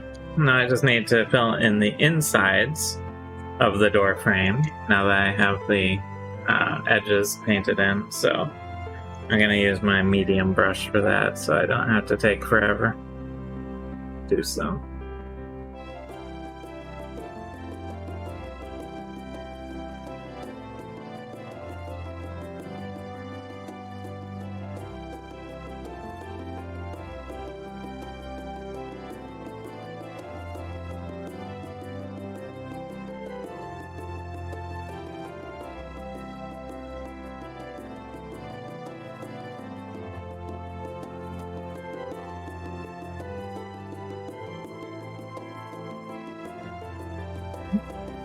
There's a door frame on one side. I just gotta do the other.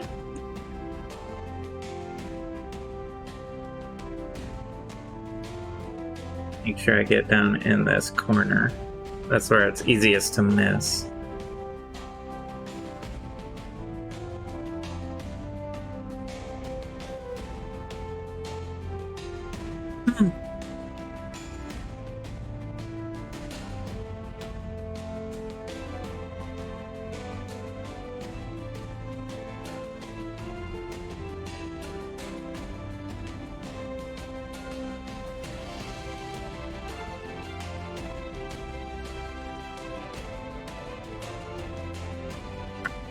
So, there is the door frame, and that means everything, I think, is ready to be washed when we come back on Wednesday, right?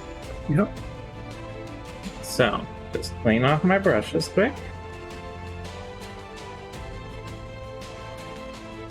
And I'm gonna start wrapping us up here. So, well, almost done with part of it. How much longer do you think you need? 4 minutes. Okay. Well, if you'd like to wait, we can wait until you're all set. So what do you think? I think that'll be good when we get a black wash on it. Mm-hmm. Is it pretty much all base coated and ready for wash as well? Yeah, pretty much all ready to go. Great. So I will be doing a huge pile of black wash when we get back on Wednesday. This Wednesday we're going to be streaming starting at noon. We're going to be 2 hours later, noon Eastern, and we will be sort of going until 4 Eastern. But Friday we'll be back to our regular time. And this is going to turn... It's off camera completely. This thing that you couldn't see because it was off camera will be less light and will be dark and menacing. Yep. So, if we're all set on that, we're going to go to our end screen, but please stick around. I think Tech Violence is on right now, so we will go raid them, and they're really cool. They're probably drawing some amazing pictures, so please stick around and join that raid shortly. Yep, thanks for joining us. Bye.